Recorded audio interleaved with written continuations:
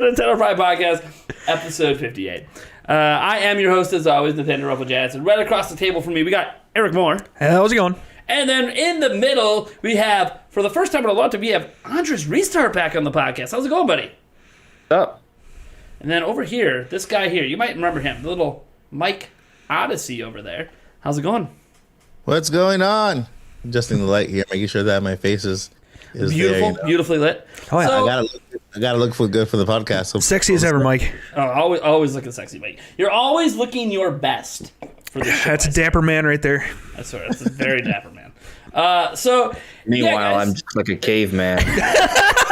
Just like, hey man, I'm gonna do my best to be here. Hey, that's all right, man. I just appreciate that you're here. So, how are you guys all doing out there? It is the day after my fiance's birthday, so happy birthday yet again to her. She's 32 years old. We have a really different setup for you guys today. This is actually the debut of my idealization of what I want our set to be. It's not done yet. There's a few tweaks we're going to be making moving forward. As an example, our guests that are right here in the middle are actually, once I play around with it, and when we have 4 guests on, they will be full screen, so you won't have the black bar on the bottom and black bar on the top. But that's a future fix.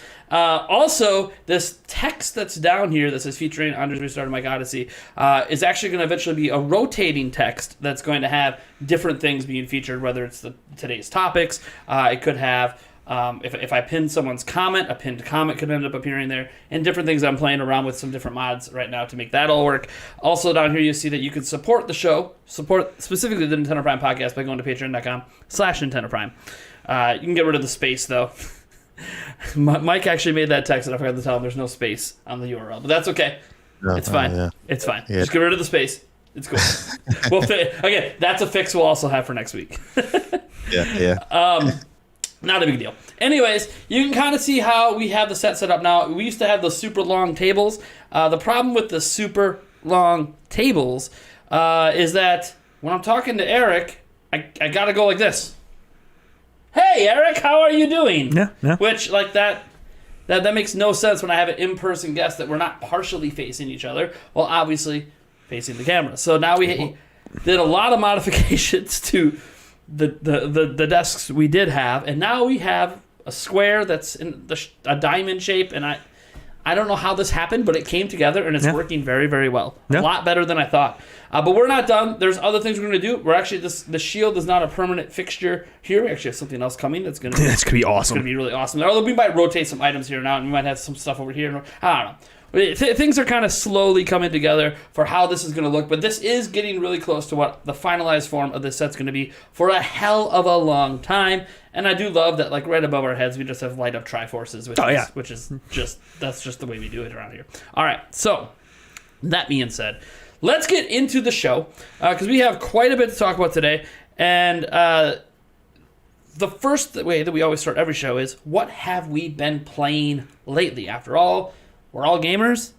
Sometimes we have those weeks where we don't get to anything because we're also adults, some of us parents as well. So let's get into what have we been playing lately. And I'm going to toss it over to the man of the hour who hasn't been on our show in like months. AndresRestart, what have you been playing lately?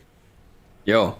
So first I just want to point out, I noticed that if you look at like the set, technically my shirt is purple, but like on camera it looks like we're both wearing blue, and the other side's wearing black. Yeah, so I just think that's kind of neat. There we go.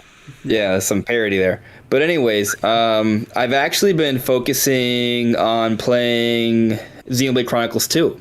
I try and fit it in when I can, and I just beat Chapter 2. Not gonna spoil it for anyone, but I'll just say it's a tearjerker. There are some powerful moments in the story for Xenoblade Chronicles 2, and I'm just kind of playing through it. I'm really enjoying it. I just explore a lot of Uriah, which is the Whale Titan, which is actually on the cover art for Xenoblade Chronicles 3, alongside with a Mechonis sword. So I'm assuming we're gonna explore to some extent the ruins of Uriah many generations later. So that's pretty exciting because I'm playing it now. So I'm just kind of building up for Xenoblade Chronicles 3, getting ready. I'm amped. I'm excited. So I've been playing through that. but also I've been playing Fall Guys, and I've only played. I played 2 rounds of Fall Guys today. One time, I took a small break during my lunch, and then one time right after work, just a quick little break before I made dinner. And both times I won. So if you know what Fall Guys is, right, it's kind of like, you play against 59 other people, 60 people total. It's like a fusion of like Super Mario and Squid Game, where you just go through a number of obstacles and it's like eliminating a little bit at a time. And each time I got first place out of 60 people. I only tried twice, so I feel pretty darn good about that. Hell yeah. And I don't know why I did so well today, but before today I'd only won the game, the whole round like once. So I just tripled my efforts in just 2 tries today. So feel pretty good about that. Yeah, basically, you're doing amazing. Oh, and Paul Gale, if you think the setup's cool for 2 people, just wait until we improve the setup. I actually had a brief conversation with Mike on how to improve the setup for next time, and actually improve it if we have 5 guests as well. So I'm just saying, things are about to get next level at some point here. That being said, Mike, what have you been playing lately? So it's funny because Andres has been playing. He's playing Xenoblade Chronicles 2. I started with part 1. Hell yeah! So you got the definitive edition? I got the physical copy. Yeah, there you go. And I actually, it kind of holding that game physically. I was like, you know what? I've always bought my games digitally, and I'm like, what's keeping me from just buying them physically? I think it's more rewarding. I feel like having that copy in my hand and just looking at the beautiful art cover, opening it up, taking that cartridge out, just inserting it the old-fashioned way rather than just downloading and stuff like that. It's more. I feel like, man, I think I'm gonna start buying my games from physically from now on, because it's very rewarding. So I did play Xenoblade 1. I literally only like 10 minutes in the game. That's it. and then also playing Fall Guys a little bit. No, did not win like Andres. Last place all the time. I always get knocked out for some reason. But I agree that they actually did fix the online. I played the first day. It was horrible. The lagginess was just crazy, but they actually did fix it, and it's actually very fun now. I think we have to make a tournament between Nintendo Prime, AndresRestart team, and then Mike Odyssey team, and try to get something going, because I'm competitive. I would love that. That sounds. I got my controller. Got my controller. I actually have that one. Yeah. Yeah, that was one of the Power A ones, right? Yeah. Well, damn, I don't have that one. I'm behind the times. I got a billion controllers in my house, and I don't know. I actually also have the gold one too, and I think that was a GameStop exclusive when Smash Bros came out. Yeah, and this right here. If you want to get it now is the time to do it, because if Nintendo all of a sudden decides that they're going to put the GameCube on online, and they come up with their own controller, this is going to sell out, and that's going to sell out too. So at least you got something tangible to play with when the GameCube comes in to the Nintendo Online. Crazy. Eric, what have you been playing lately? Nothing. Again. Yeah. I swear to God, I will try to play something for next week. Hey, your hours changed at work. You might have a little extra time. Yes, they did change at work. So bare minimum, dude. We got to be getting some of that Mario Strikers Club in. No, I know. No, for sure. Man. Yeah, I know. TMNT. Yeah. Multiplayer online. Oh, I know. Oh, for sure. What are you doing? I'm waiting. Yeah, I know. I don't know. It's freaking. There's new games coming out, like Xenoblade 3 at the end of the month. I got to play. Now's the time to play before I dive deep into that. Right, yeah. Although I think that's got online too now, so I don't know. We can play that. Not your kind of game, I don't think, but still. No, not really. Poor Xenoblade 3. Still can't suck Eric in. That's okay. I haven't played the first two. It's a big Jrpg that requires hundreds and hundreds of hours. So, which I don't have. I mean, you'll find it for Breath of the Wild. It'll just take you 3 years. I mean, yeah. But, I mean, that's Breath of the Wild. There's not exactly the same thing. So what have I been playing lately? Well, as I always note, I got like my daily Madden games in. Played one today. Kicked the guy's ass. Well, that felt kind of good. I haven't kicked anyone's ass in Madden in a while, so that felt kind of nice. But besides that, you guys know that's just I'm in some leagues. There has been some stuff I've been experimenting with a little bit. I have been going through a bunch of the free-to-play games that are on Switch because I've been contemplating making a video about some unsung free-to-play games on Switch because I feel like the big ones are always getting all the attention, right? Like, you got Fortnite, you got obviously Fall Guys, but I feel like there's other free-to-play games on Switch that are probably really good that people just don't ever bring up or talk about. And so I kind of wanted to see if there were so many gems out there to kind of make like, hey, maybe a top 5 free-to-play games that you should be playing but you're not. And kind of go through that list. So I've been messing around with a few of those games. I'm not going to give away the games yet because obviously the whole point of watching the video is to figure out what the games are and what I have to say about them. But I've been messing around with that because it turns out, and this is just my early impressions here, because a lot of these games I haven't even tried out, is that you could easily buy a Switch and never buy a game and be perfectly happy. Yeah. There is enough really, really good free-to-play games that you can never spend a penny and be totally satisfied.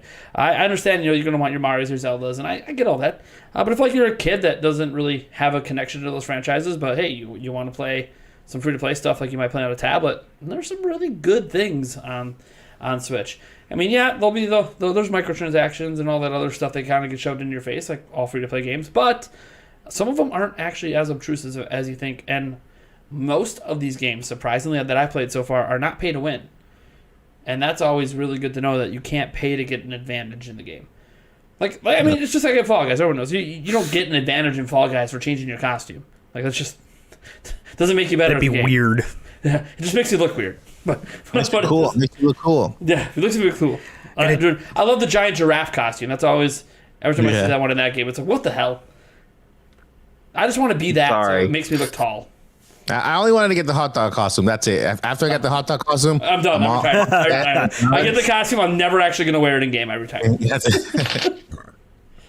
What were you saying sorry for, Andres? What?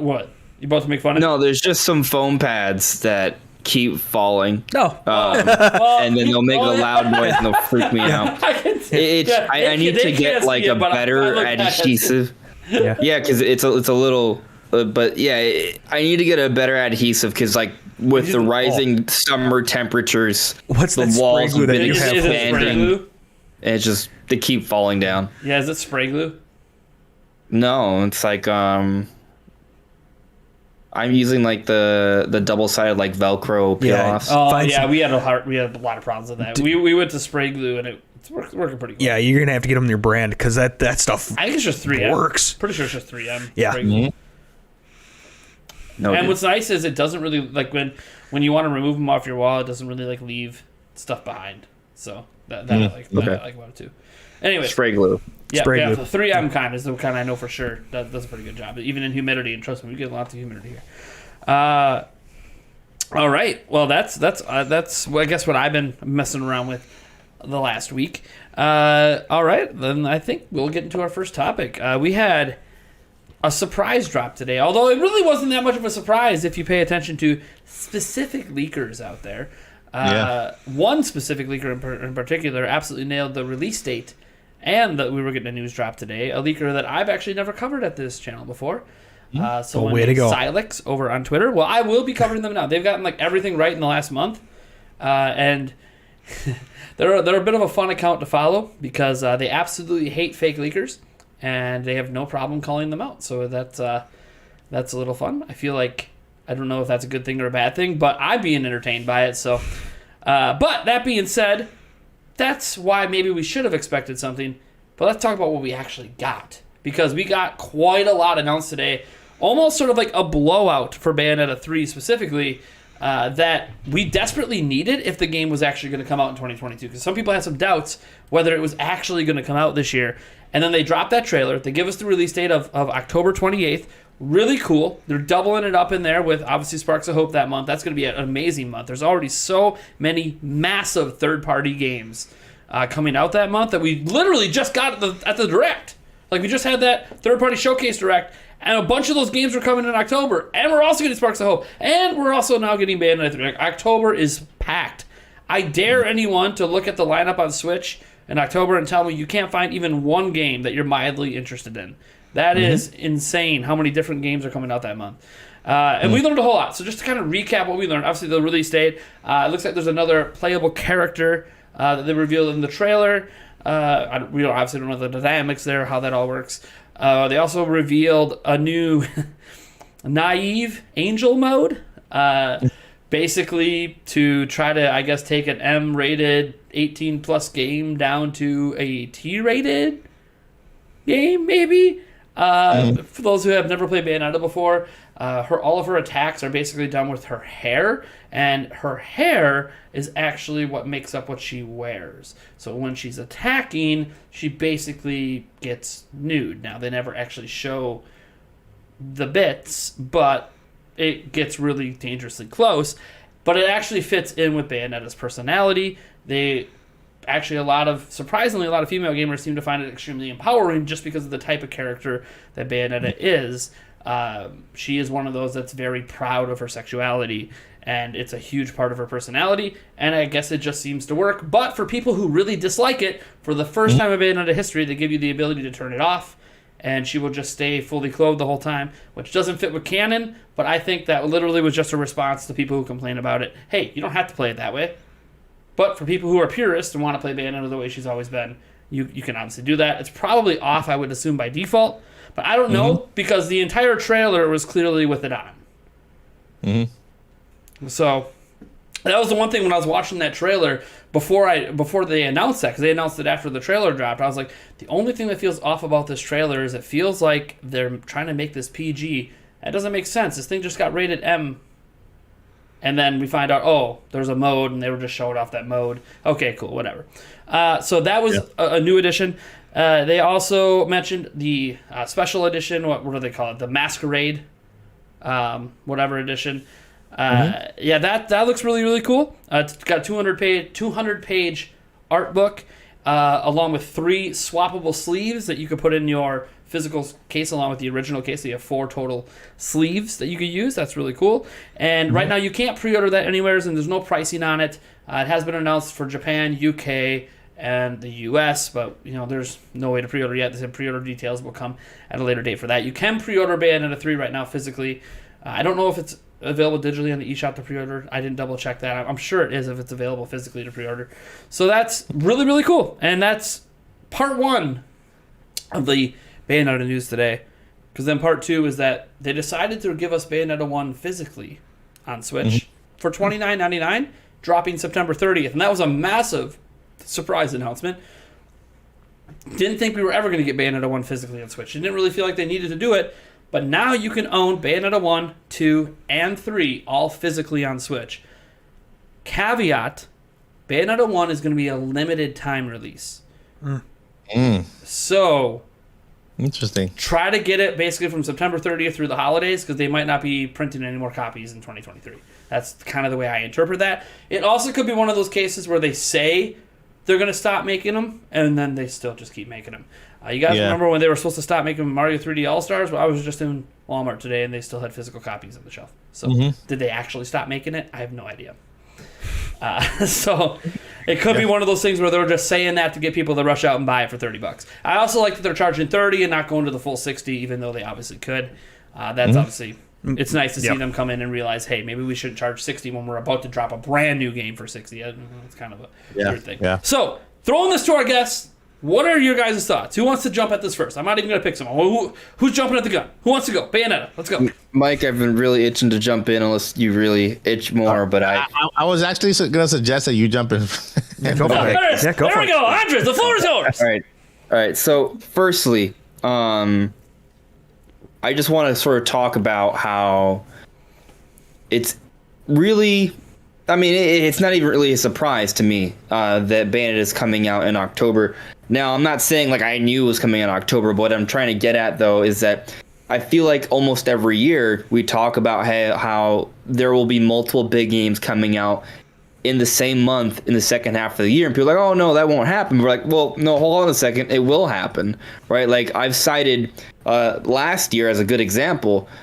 In October and November, we got 4 major published Nintendo games: Metroid Dread, Mario Party Superstars, Shin Megami Tensei 5, and Pokemon Brilliant Diamond Shining Pearl. Now, those were Nintendo published products, right? We're looking at just this October, and yes, we're getting Bayonetta 3. Mario Rabbids Sparks of Hope is being published in some regions by Nintendo, so that's 2 major Nintendo published games in that month. But then on top, there's still a bunch of third-party stuff, right? So I'm just saying, take note. Like, this situation is not like a one-off. This has happened fairly consistently throughout the Switch era, and it wouldn't surprise me if November also has another published Nintendo game beyond just Pokemon Scarlet and Violet. So, you know, that's all I'm saying on that particular topic there. So, Metroid you know, Prime Remaster? Is that what? I didn't say a thing. I mean, you don't have to say it. The Jeff Grubb I put didn't it out say there. a thing. Jeff Grubb's going to shave his hair if it doesn't come out. No, so. listen. If I can't say anything. So that means because no, and that's the problem. I know. I'm just worried that I might get hunted.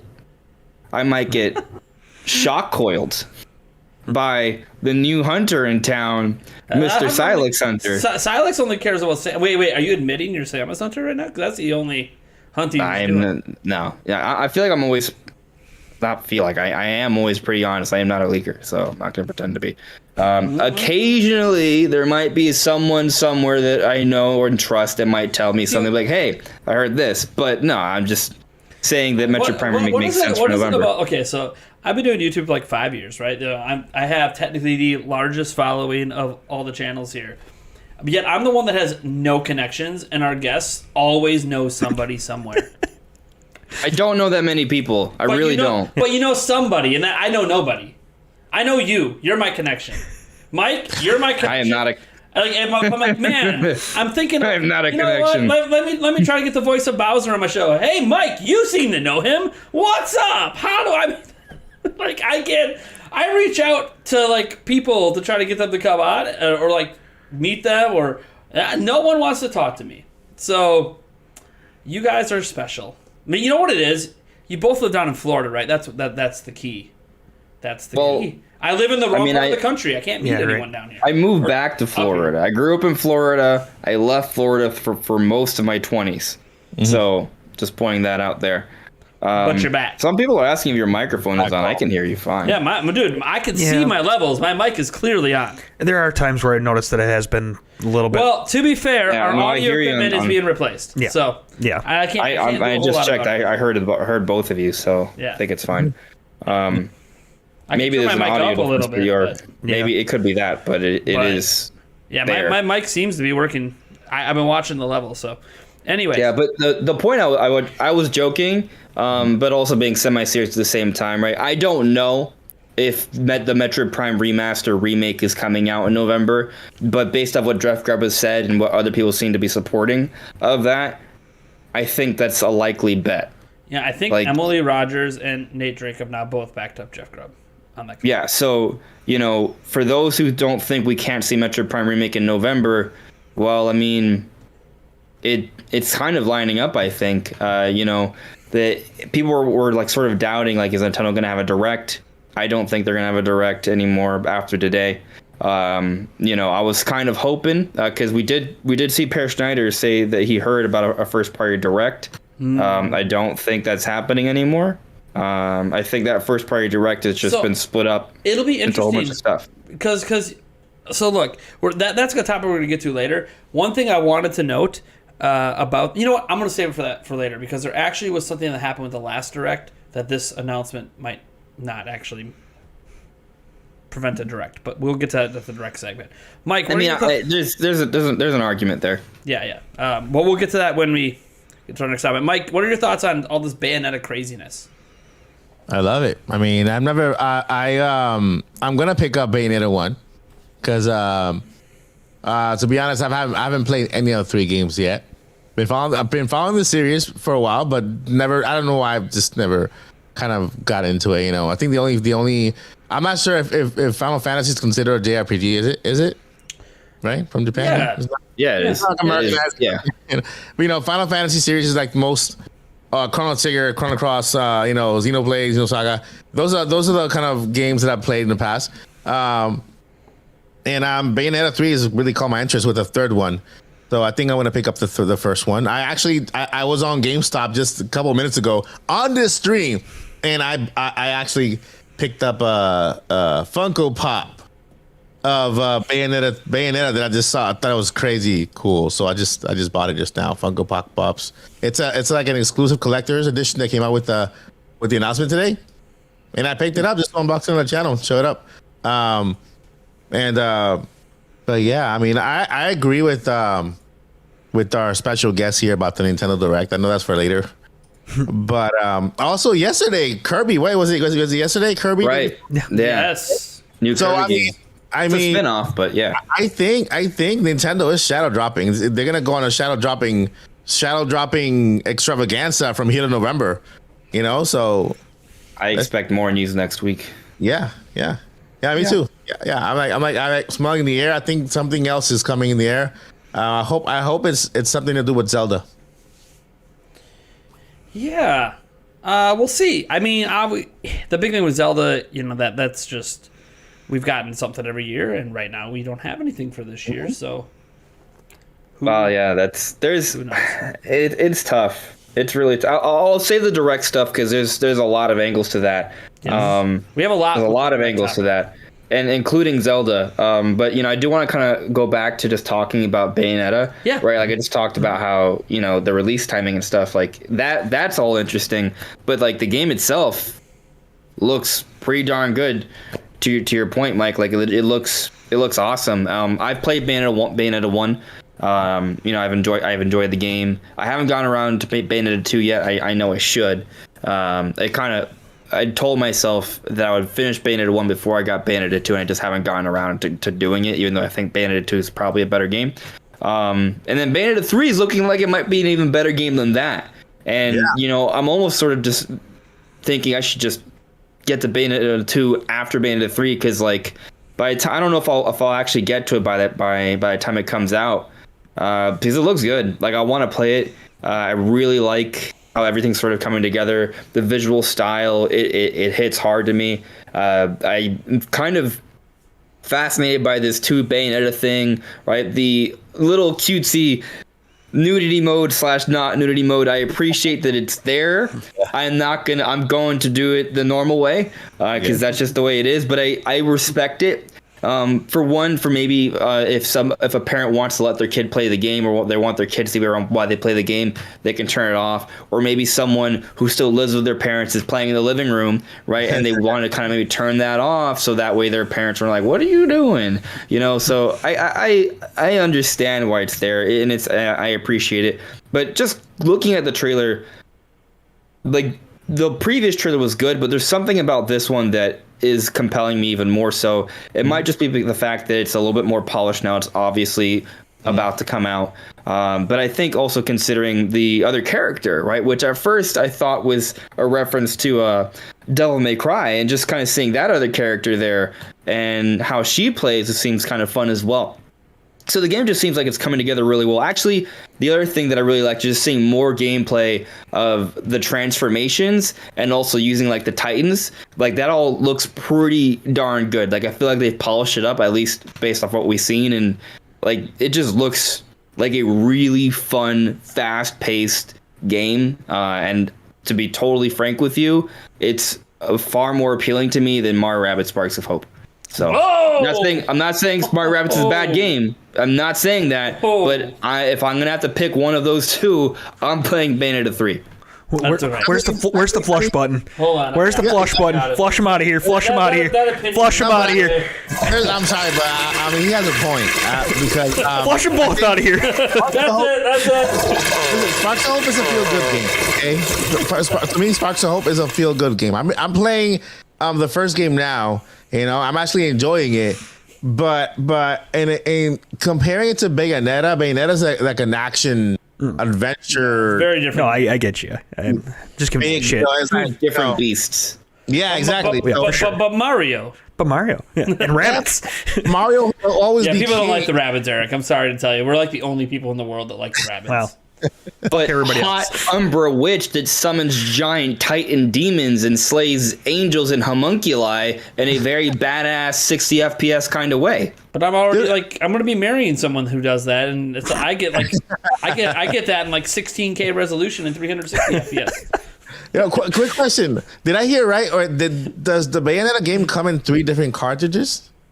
What? Did I hear right? No, I heard something like that. Like 3. You mean for like the Masquerade Special Edition or something? Something. I Yeah, heard something. they have 3 swappable the inserts in the Switch case. I thought, but maybe there's more to it that's been announced. Been a bit busy setting up this set since the news broke. Right. So I'm looking at this Trinity Masquerade Edition that Nintendo posted. Yeah. And yeah, it's just one of Nintendo's tweets for today. Man, the box art looks awesome. Like they went to like the red, which is reminiscent of Bayonetta 1, but it still has like the purple Bayonetta 3 logo. But anyway, there's 3 different art covers. One is the red, one is the blue, red for Bayonetta 1, blue for Bayonetta 2, and then the purple for Bayonetta 3. It looks awesome. And there's an art book as well. So maybe that's what you're referring to, the 3 different art covers, sort of paying homage to the 3 different Bayonettas. Yeah, that's cool. That's I'm upset. It looks awesome. I'm upset. Sorry, I can't show people who are watching the video version. We don't have it set up for that right now. Oh, way to go. And- Next week it will be set up though. Even with the guests, we'll all be able to look at stuff on the video. Have you noticed that when it comes to pre-orders, I'm looking here. I'm at Nintendo Live, and they already have all the pre-orders for everywhere else except for the US. What's going on? And I mean, What if I screen share? Will it mess things up? No, it won't. Okay. So maybe that's one way we could kind of show them. Yeah, sure. If you want to screen share it, that's cool. Yeah, Just so they can see it. Yeah, I can't do it right now. Yeah, I'd have time to set up the new setup. Let me know if it looks right. If not, I'll just turn it off. Well, right now I still see you, so do I have to accept it? I mean, I'm sharing it. Oh, maybe you I have gotta to accept it. Oh. Hold on, I got the mouse. We're right there. We're there. Is Maybe. there an accepting thing? Maybe. Up top? No. what stream?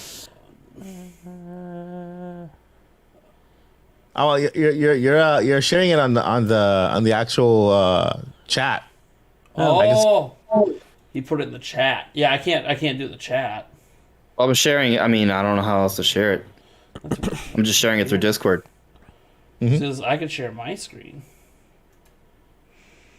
If it's not gonna work, then I don't want to. Yeah, you know. probably. Yeah, it's not like it's working. All right. Well, it'll right, work. I tried. Our new Yeah. setup next week it'll definitely work. Yeah. because it's a totally different software. But But I mean, yeah, guys, just go to Nintendo's Twitter. It was one of the up tweets for the day, and it looks good. And I just just kind of thinking back to the trailer and just like the presentation here, they're definitely going hard on the Halloween theme, which totally fits Bayonetta. I mean, she's a witch, she fights demons and angels and things of that nature, homunculi, like that. It all fits.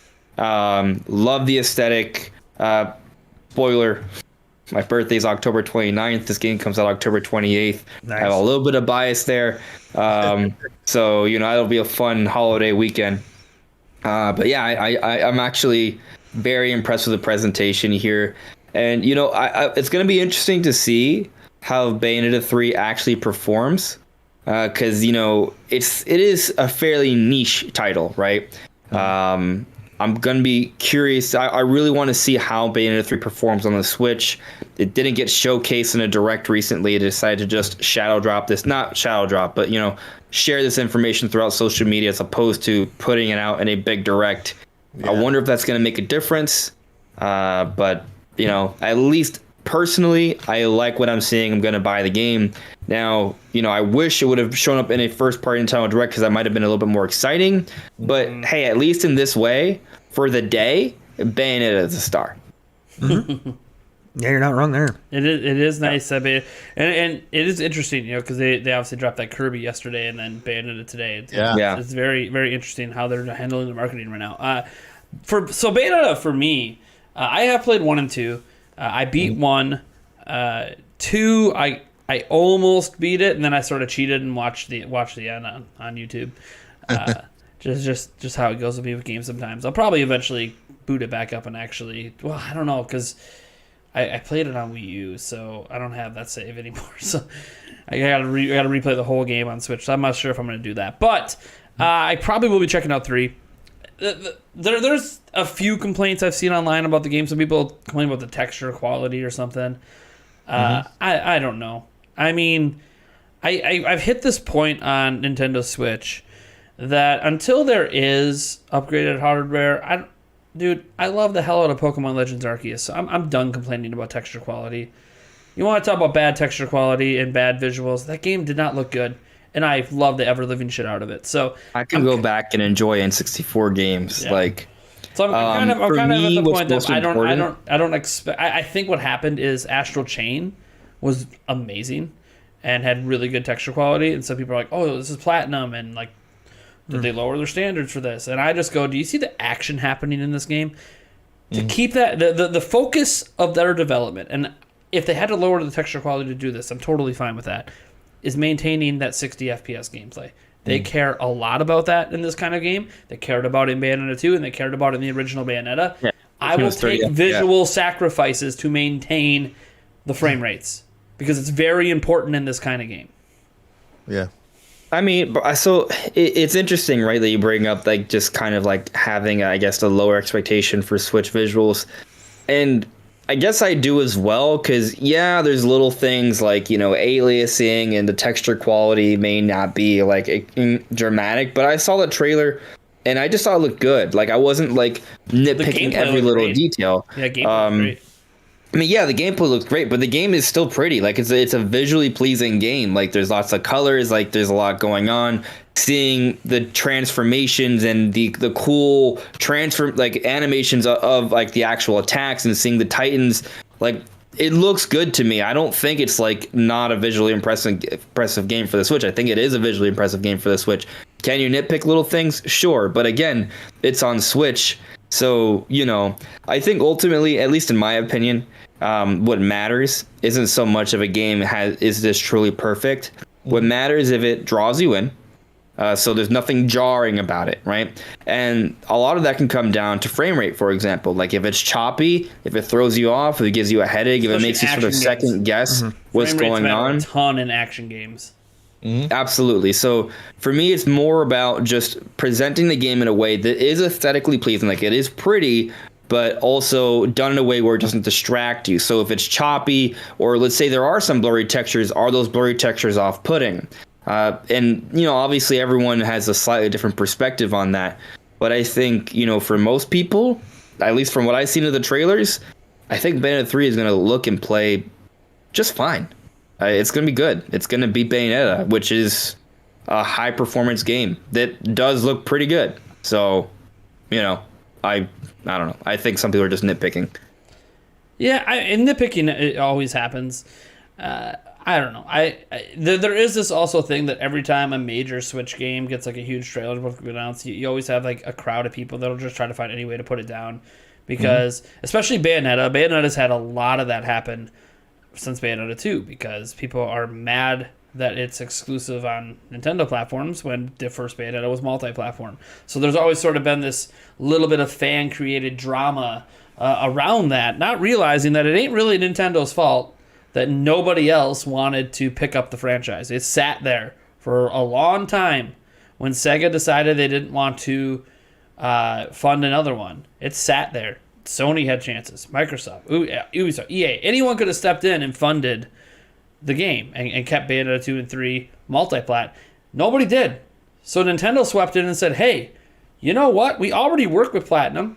Why don't we have your M-rated game on our system? We need variety. It's a massively a variety for Nintendo, who has no other M-rated games that they publish right now. Anyways, so it was a good get for Nintendo to add variety. So I think a lot of that just comes to people wishing it was on PlayStation and Xbox, and knowing that obviously the texture quality and the anti-aliasing and all that would be, obviously better on that hardware. But hey, you know what? It ain't Nintendo's fault that nobody else wanted to fund it. And now that Nintendo's funded 2 in a row, Yeah, Nintendo's going to have first dibs on probably funding every single Bayonetta moving forward. Just hoping this one really pops off. Like, I want it to hit 2 to 3 million. Hit that Fire Emblem Xenoblade range. It would be nice. Really nice. I mean, I hope. I mean, there's also this hope that it could get it. They're putting it in the prime October spot, which is always the end of October slot. It always seems to be a really prime, well-performing slot for games. Luigi's Mansion 3 performed really well in that slot. So they are positioning it like they think this is going to be potentially the best-selling Bayonetta yet, which will be insane considering the first one was multi-plat. But Bayonetta's never actually been a huge seller, but every game seems to be getting a bump on Switch. So as long as it's a really damn good game, and they keep marketing it through the holidays, I think it's going to do well. You know what's interesting? If you think about the holiday lineup so far, which I don't think is complete, there's It's nothing. done. It's complete. It's not. I mean, they have a lot of games. They have a lot of games. They have a lot of games, but again, just because there's a lot of games doesn't mean there's not going to be more. Like, historically speaking, did we even bring up Persona 5 more. again? It's dropping. It's coming. Yeah. There's a lot coming, but you made me completely forget my point. Whatever. Completely forgot what I was going to say. Oh, right. There's no, like, in terms of like the published, well, obviously non-Nintendo published products too, but there's nothing that's like internally developed by Nintendo so far. We have Mario Rabbids, which is awesome, and only being published in some regions by Nintendo, but that's made by Ubisoft, right? One of Ubisoft's developers. Bayonetta 3, yes, Nintendo funds it. Yes, it's a Nintendo exclusive, and it's effectively a first-party Nintendo character, effectively, but not technically.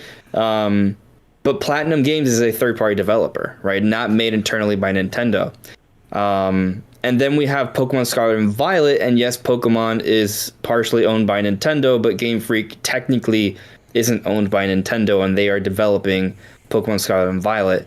So what's just interesting, though, is that in this October-November period, there isn't any internally developed Nintendo games. And maybe we do get Metroid Prime Remake, which I'm assuming would be made by Retro Studios, which is a wholly owned Nintendo studio.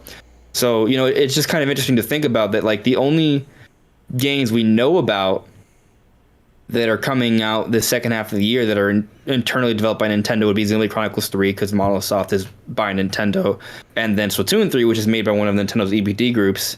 And then I'm going to assume that actually the Kirby game's probably being made by HAL. Yeah, I don't know if that's internal or HAL. Yeah. No, I think that's technically HAL doesn't belong to Nintendo. They might have some partial stake in it. I have to look into that. But it's definitely not a... Are you looking it up now? Yeah. I'm looking at it right now. Yeah. Gotcha. I feel like that's the second party sort of blurred lines situation.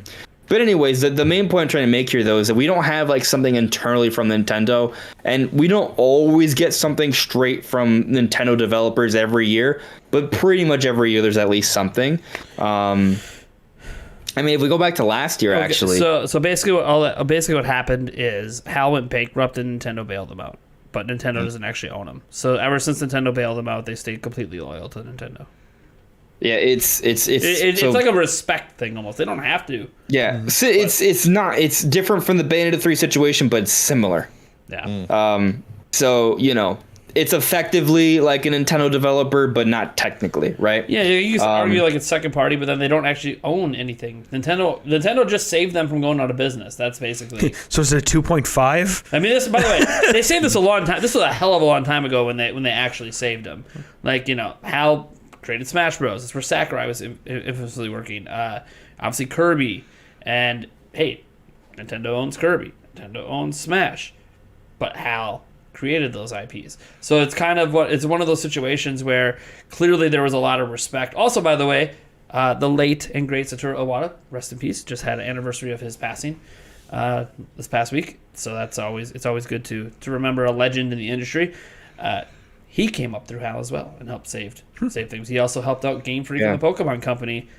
So we actually got Red and Blue because Red and Blue Yeah. wasn't actually he was running. a programming wizard. Oh yeah, he was. Yeah. You know, like that infamous line that he said at the game developers conference about about being a game developer and being a corporate CEO on his card, but in his heart he's a gamer. Like he truly epitomized that. So just want to make sure that we give our respects to truly a legend. No matter if you think he was a good CEO or not, is kind of irrelevant because that's such a small. We're enjoying right now is his legacy. Well, yeah, this was his last great idea, and that's great. But And obviously, he was did a good idea too. But he was. I'm trying to point out that the CEO part was actually one of the smaller portions of his total career in gaming. So it's good to kind of look at the full spectrum and realize he did a hell of a lot. And now he technically was responsible for 3 of the best-selling systems in Nintendo's history. Damn. And that is insane. He's a All legend. 3 platforms that have all sold over 100 million units. It's crazy. Yeah. Anyway, the point I was making, though, is just kind of interesting thinking about how we haven't seen... Like, obviously, yeah, we're getting Splatoon 3, Xenoblade Chronicles 3. We had some good stuff in the first half of the year. But typically, you would think that Nintendo would have at least one internal project that comes out for the holidays, right? I guess last year, technically, was Mario Party Superstars. Yeah. Because of the other 3 products, they were all published by Nintendo, but they were showing out Intensity 5 is not by Nintendo, right? Metroid Dread, somewhat Nintendo, because there were certain Nintendo employees that worked with. The director was a Nintendo employee. Right, so Nintendo helped out with the project, but it was developed by Mercury Steam, which is exactly a third-party developer. And then Brilliant Diamond Shining Pearl, it's another game for... Actually, no. Game Freak did not develop Brilliant Diamond Shining Pearl. That was outsourced. That was outsourced. Was the developer IPA or something like that? Yeah. Something like that. Yeah. Anyway, point is, we didn't even, it's kind of strange. Like, we haven't gotten like a major internal Nintendo project for the holidays in a while. Again, we did get Superstar, so that's pretty major. But I'm just kind of curious, like, shouldn't we get something? And again, maybe it is Metroid Prime Remake, right? Like, so, there you go. Maybe they just and thank you, Charles Friedel, ILCA, not IPA. That's a drink. Yeah. But yeah, maybe Splatoon 3. They just think that's going to keep selling all throughout the holidays, and that's and then maybe they're also banking on Xenoblade Chronicles 3 really taking off as well. Yeah. I mean, Splatoon 3 obviously, Splatoon 2 sold 15 million, so there could be a pretty reasonable expectation that that's going to perform well for the rest of the year, especially in Japan. I would be surprised if it gets knocked out of the top 3 the rest of this year. And another interesting thing that I think is worth noting is that even though I think there's going to be at least one more project announced for the holiday, even if there isn't, they have a great lineup. Nintendo doesn't need to have one of their own internal projects, and I think that kind of speaks really well of where they're at right now. Within the first you go back 5 to the months GameCube of era, 2023, we can't forget, within the first 5 months of next year, we are getting one of the largest Nintendo games ever made. Breath of the Wild 2. I was going to say Fitness Boxing 3. Does Nintendo make Fitness Boxing? I know they publish it. Do they make that? I have no idea. It's one of those games I don't pay really any attention to, but the fact that it does well enough to get 3 of them, so that's cool. Like I honestly, that was a joke. That was a joke. I have no idea. Yeah. Well, I mean, and we'll probably get another Ring Fit at some point too. I'm sure. Yeah. That one's done really well, so that makes sense. I think it's in the top 10 now. Well, it might be one of those things where like they don't necessarily even feel the need to iterate upon it because it's selling on its own. They rather just focus those efforts on making another product that might also hit that evergreen status. Yeah, they've been hitting well with the fitness games. Yeah, I actually did discover one of those patents where they talked about different devices for a fitness game. So it had 3 different things that you could use for fitness. One thing looked like the Ring Fit, but it was a different shape. And it had 2 other devices to use. So if this patent comes to fruition, then maybe we have a first party Nintendo fitness game. Ring Fit 2 maybe? Upgrade or maybe. You know what might be interesting? By the way, shout out to Corey Bowman-Archak correcting me. Nintendo did not publish Fitness Boxing. There's some fitness games they published not too long ago.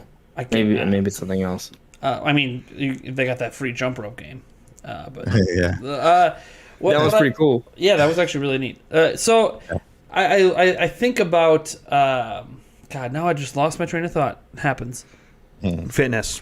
Yes, I know. No, but it wasn't actually. Oh, no, I remember. So I think Nintendo's lineup could also be thrown off a smidge by two different things. One, obviously, they thought, Advance Wars 1 plus 2 Reboot Camp was supposed to come out like back in April, and now that game's just kind of delayed until they feel it's appropriate, and I don't know that that's going to happen this year.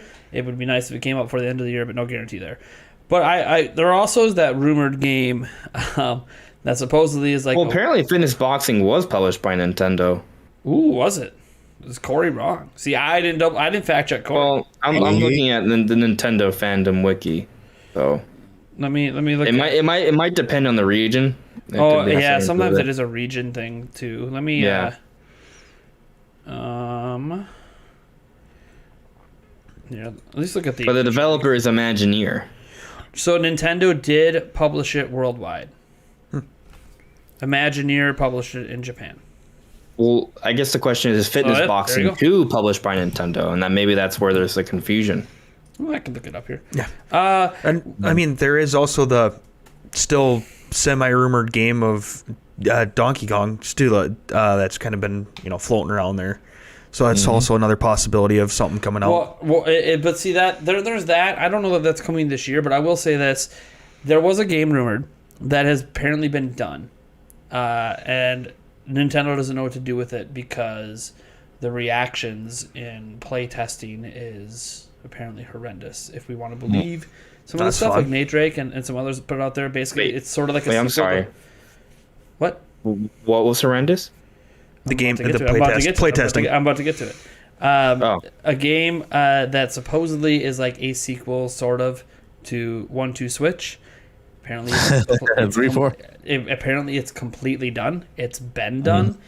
They were planning for it to be some sort of holiday game that it would sell well, but then when they went to their test group with it, there wasn't even one person who thought it was even worth $1. Damn. So, this is apparently they could still drop it because it is done, but apparently it's not even entertaining to the casual. Free to play.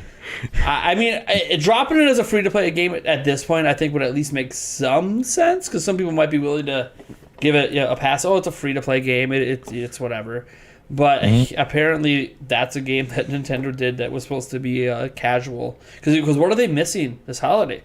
They're missing that game that hits the casual audience. Yeah, that was probably supposed to be the game, and now they just don't know what to do with it because they don't want to ruin and the Metroid reputation. Prime Remake. The Metroid Prime Remake does not hit the casual crowd. Come on now. Come on. You know what's funny? They are slamming. Think about it this holiday. They are slamming. Like, yeah, Pokemon obviously hits like a core audience, but think about it. Like Bayonetta, Mario plus Rabbids Sparks of Hope. Those two games are very much like hitting on very targeted audiences. Talking about they're so Kazooie. There we go. What about Banjo-Kazooie? I'll take one of those games. I'll take another one of those games. Corey, you were wrong. Nintendo does publish Fitness Boxing. See, I knew I was right when I saw Fitness Boxing and it had Nintendo on the actual box. I knew I was right. I should never doubt myself. I'm always right. No, I'm not. Fitness Boxing 3, it's coming soon. You'll see. Yeah, this year. And it's gonna take it's going to close out Nintendo's fiscal year, and Breath of the Wild is going to get canceled. So getting back to the topic at hand, that's a joke. In case you don't know, right? Bayonetta. I think Bayonetta 3 looks incredible. It definitely looks day one for me. By the way, we do have a pinned comment if you want to pre-order it at Best Buy or Amazon here in the US. I would appreciate it. If you use our Best Buy link, we get like a 22% kickback to the channel. So it's a great way to support the channel and buy a game you're going to buy anyways. However, it only works in North America. So, I mean, they're not going to caveat. That's why we also have the Amazon affiliate link as well, because you can usually translate that affiliate link over to different Amazons in different regions. Anyways, so, no, Bayonetta 3 looks incredible. And I'm really, really excited for what this game could bring. I'm curious if this is going to end up being like the end of a trilogy, that this new character gets introduced to kind of kick off a new series, or if it's going to be like Zelda and Mario, a series that just never ends. It's just Bayonetta 3. We're going to get a Bayonetta 4. We're going to get a Bayonetta 5. Is it just going to keep going? I don't know. Because the main director behind the game hasn't really indicated that, one way or another, if this is like their penultimate, their final big Bayonetta game, and then everything else is going to be spin-off series. And a lot of franchises, by the way, don't actually get successful with spin-off series. Some do. Some do. There are some spin-off series that actually get more popular. As an example, Persona is a spin-off series. For people who don't realize, it was originally spun off of Shin Megami Tensei. Believe it or not. Wow.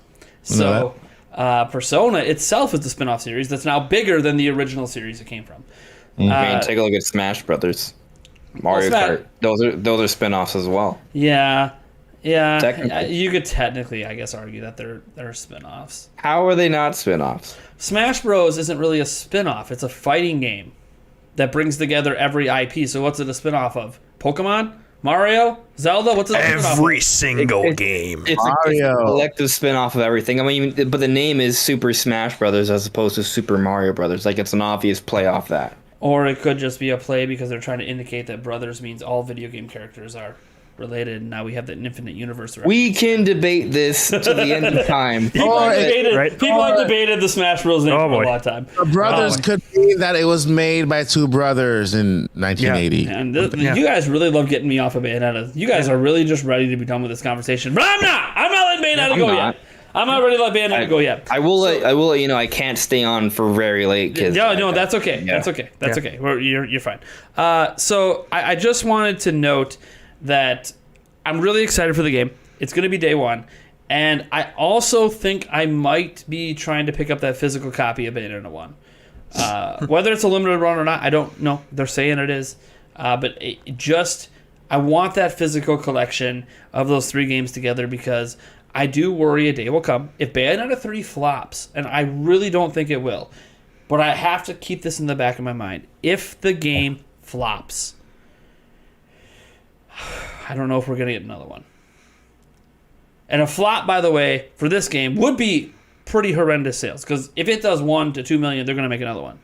Yeah. But we're talking, it does 500,000. Like, what did Bayonetta 2 do I'm pretty sure on Wii U? Oh, Bayonetta 2. I was going to say $500,000 overall is what I thought I saw. Bayonetta 2.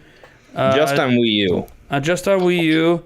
It did 300,000. Oh, wait, no, that was at launch period. Very confusing. Yeah, it's tough to find full numbers. Let's see. I wonder if VG Charts was still tracking back then because they don't track individual game sales anymore. They did track back then. It did. Looks like just under 300,000, and then the Switch version about 400,000. That was in the first 9 weeks. That's not altogether. Yeah. It sold 570,000 on Wii U altogether through all regions. Not bad. Which is not bad considering Wii U. But that's the thing. Like, if this game comes out and does 500,000 on a way more popular platform, I just don't see them funding another one. But I don't think that. By the way, I don't think we're in actual risk of that. I think it's going to break a mill. And the question is, can it go to 2? Can it hit 3? Can it go 4? Can it do what Kirby and the Forgotten Land just did? I mean, can it get up there? We've already gone farther than Valve ever has, so. Because we got a third iteration of a game. All right, I'm gonna say 3 million, and that's my final answer. Yeah. That's your final answer. Sure. Huge. Yeah, quick prediction. So Mike's at 3. That's not a bad prediction. What do you think? Lifetime to date, when we get to the end of Switch, how many sales are we gonna have for Bayonetta 3? It's a sole Switch game, so it. You mean exclusive? Yeah. So how many sales do you think is going to get there? I agree with Mike. Mike's at 3. I agree with Mike. Which is really ambitious for this IP. It's Switch magic. You believe? I mean, it's not my intention. So basically, this side of the table is in Dreamland. AndresRestart, what's your prediction? Yeah, just because he's a foot away and you can punch him doesn't mean you should agree. I feel like is the absolute ceiling. Okay, well, there is no true absolute, right? In theory, Bayonetta 3 can become the most popular game in history if some sort of weird meme is born from it. But most likely, like within like reason, I'd say I'm gonna say that it hits somewhere between 1 million and 2 million. Okay. I said 3. At least 3.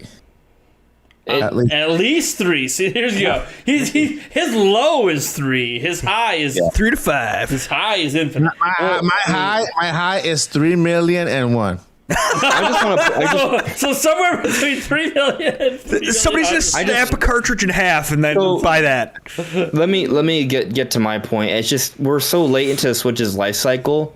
I'm not sure how well sales are going to translate over to the next generation. That does largely depend on how Nintendo handles that transition. But then, if the game sells 3 million, that puts it in like the top 15 or top 20 best-selling games on Switch or something.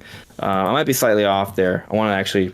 Yeah, but I know Metroid Dread's like kind of in that range, and that's where Metroid Dread is at, around 3 million almost. We don't have all the updated sales for third-party games either. Yeah, so I think if it hits 1 million, but by the way, I looked at the VG charts. According to VG charts, Bayonetta 2 has sold 0.57 million on Switch. Yeah, which is not terrible, right? Given that it's a port of a game that a lot of people already bought on Wii U, or some people bought on Wii U. I should say. I'm gonna go with 2.2 mil. Given an exact, I hope so. Pretty exact. I hope 2.2, which would be really, really good. But I also think it's just the Switch effect. Like, I don't know that guarantees a Bayonetta 4 is going to sell that well. So you guys want to make a bet? No. You had the bet. Is it because we had a bet and then you did the one chip challenge before the bet? The thing is, we're not gonna how long. Listen, it's nothing crazy. It's whoever loses just wears a funny hat during the podcast. That's it. Like wear a funny hat. Oh my God, I don't mind that. Funny hat. Nothing crazy. Just a funny hat. Like yeah, you know what's gonna happen is AndresRestart will lose and he'll come on with a sombrero that takes up half the screen. Yeah, right. Yeah. Wait. Yeah. But when do we call it? I mean, yeah, like we have to wait. We have to wait what X number of like a year or two after the. One, Mike is assuming we all still like each other in like 3 years. Well, fuck you guys, I'm out. like so there's a presumption we're even still talking in 3. No, I'm sure we'll still be talking in 3 years. But I think Bayonetta 3 is not going to hit 2 million, but it'll get close. Like it's gonna be somewhere between 1 and 2. That's sooner. If we want to do that hat bet, Mike, let's predict launch week sales. Okay, let's do this. Okay. So I say 250,000. Because we always get launch week sales. 250,000, you think launch week, huh? Yeah. Let me see. Hey, so Bayonetta 2 did 400,000 in 9 weeks. That was a port to Switch. I think we're living in a different generation with newer players that couldn't buy the first 2 games who are actually going to jump in the first. See, I have this weird. I have like this math going on in my head. Cue the math graphic. I'm like, oh, there's the math, but then also Mario plus Rabbids is going to be significantly more popular and overshadowing it. Yeah. I'm gonna go a conservative 150. 150 for launch. I can't even do that. I'm just going to tell you that by Nintendo's next financial, like within a year, we'll see that Bayonetta is over 1 million, but under 2 million. Like that's I can't. So basically, he's out on the bet. Okay, got it. I'm out on the bet. I'm not learned enough to give you. I was just gonna say a random number. Like it's just not. Yeah. Well, I mean, yeah. But that's my number's completely. You put it this way: if one of us nails it and the rest are wrong, then everyone else has to. The three people got to wear for the ads. Yeah. Listen, if there's a bet and there's a cost, I'm gonna do the bet with like some reason behind it, and I have no reason behind the weekly sales because I have no recollection of any weekly sales of anything. Yeah. So there's that. What did you say again, Mike? All right, let's get. Okay, Mike's on every week, so it's okay. I'll just restart just saying I'm coming on a podcast again. All right, got it. Yeah, right. How much did you say, Mike? My number is completely random. I just chose a number, dude. Yeah, I know you did. I think you did. What was it? 250. 250. Yeah. We gotta jot this down. Yeah, we're adding this to the official. I'll give you. I'm gonna give you a number. Ready? All right. Yeah. Oh, I can't. I can't. He's like, it was right on the tip of my tongue, but I'm not saying it. I rethought it. First week, right? First week. What did Metroid Dread do in its first week? Do you remember?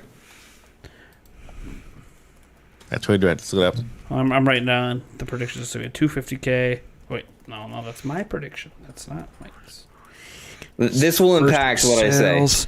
2.47 million units total. I'm guessing that's total. That's First week? No, that's No. That was total. I just googled first week sales, and that's the first thing that popped up. I'm like, that's not Launch week right. Sales.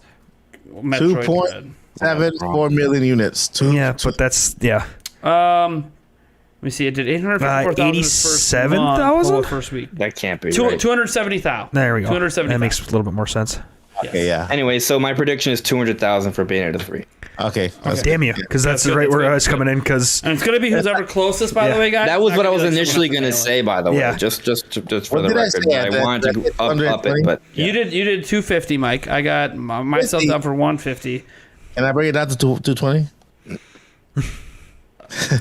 by the way, Metro Dread sold 87K in its first week in just Japan. yeah, Yeah, it sold roughly 270,000. It said in the first week worldwide, Crazy. and then That's good. 854,000 in the first month. Man, I feel like it's probably going to be less than 200,000. I'm probably highballing. Oh, well. 200K. All right, and then Eric, what's your prediction, buddy? did you change Mike's down to 220? Oh my God, fine. Okay. Mike, Because I'll take over his 250. Why not? take over to- Why not? You're going highball. Well, I mean, And by the way, it's only whoever gets closest. So like, hey, you know what? here's the thing. Someone's got to take the high number. Bayonetta, Closest. Bayonetta 2 It sold. blows Bayonetta up. 2 sold 186,000 in its first week. So Are we doing over? If you go over, Price is Right, roll stuff. There's no, just who's ever closest. okay. So I mean, with the Switch effect, you got to add a little bit on there. So yeah. why not? Watch, it ends up being like 500K, and Yeah, right. our minds are just blown. Yeah, right. Yeah, we talking copies or dollars? Our minds are just blown. That would be I insane. think if it hits 1 million, that is double what it's ever done on a single platform, the series. Like, that's pretty good.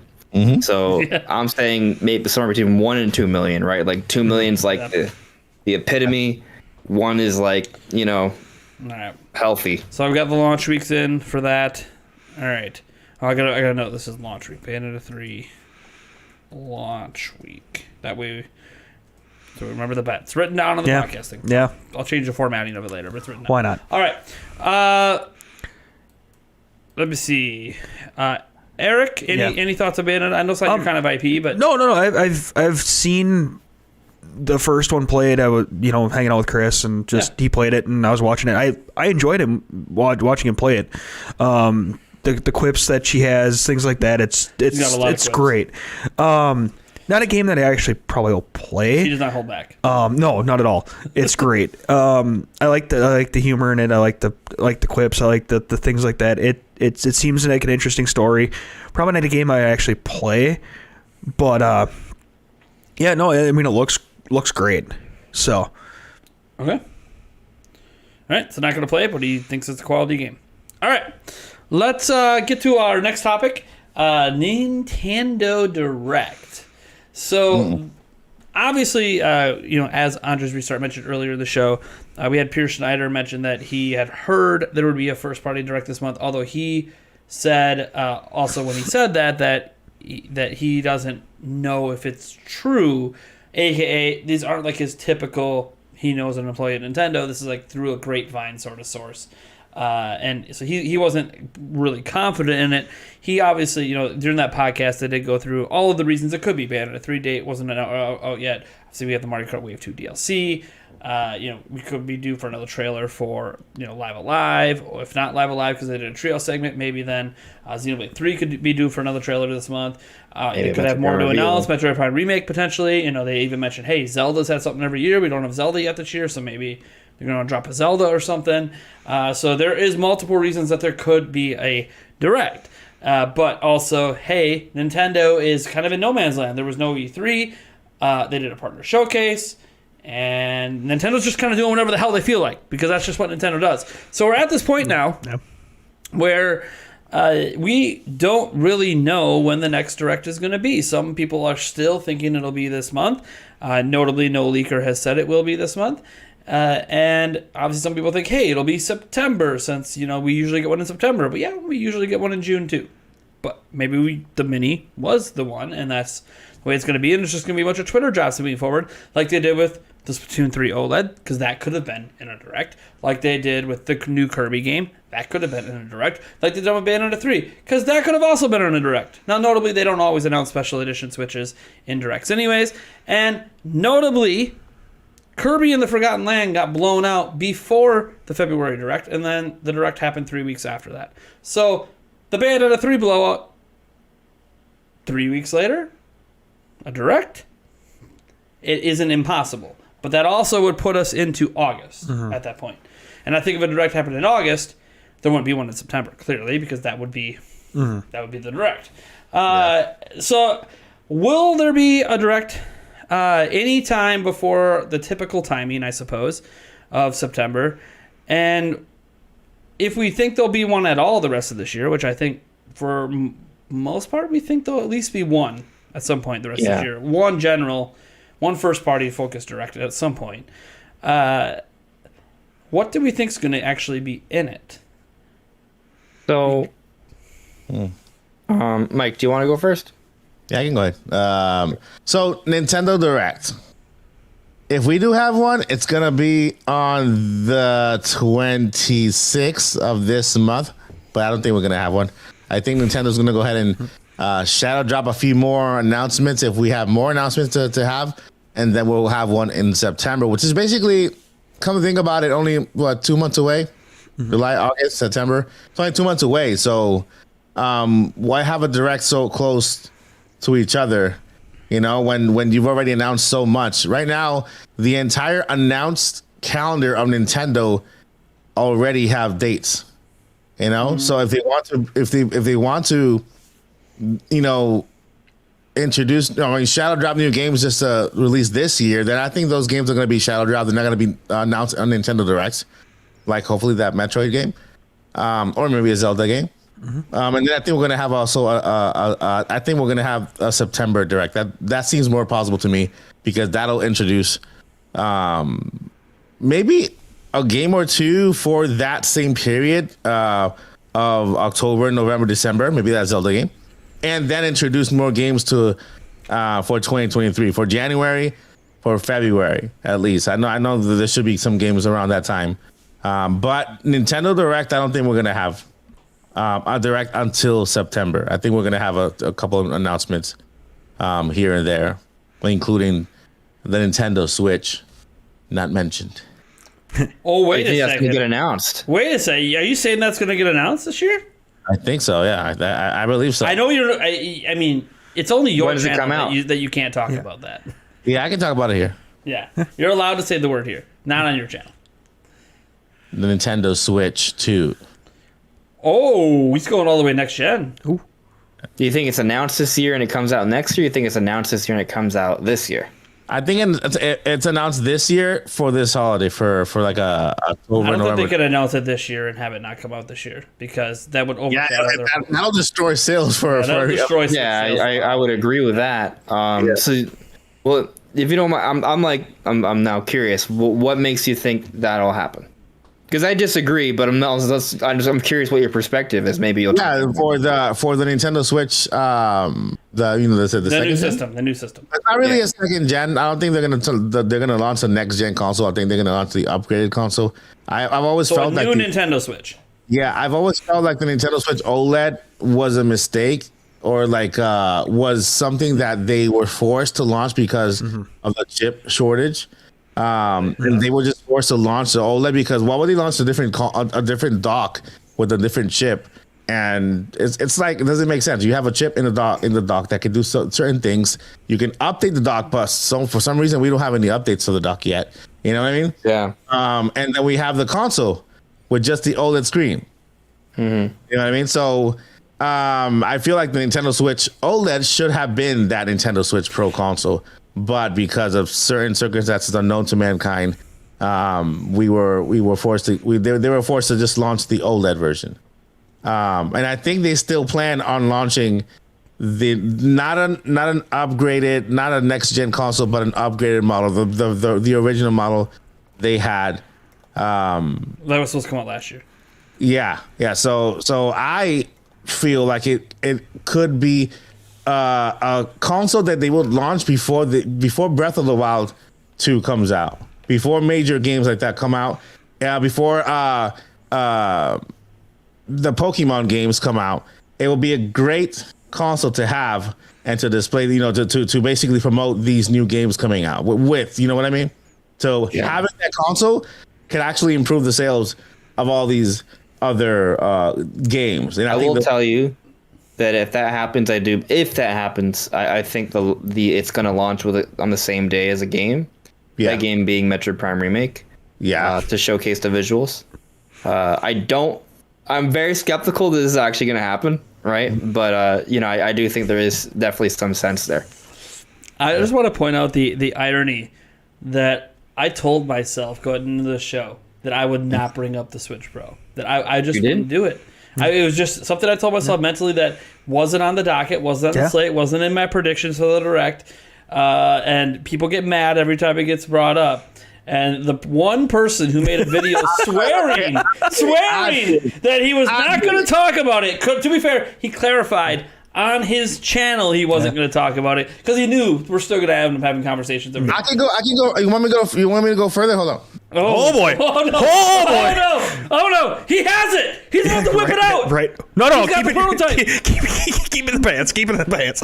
Well, all right. I hope that's not the prototype. Not only will Nintendo give us an upgraded console, but they will also give us an upgraded light.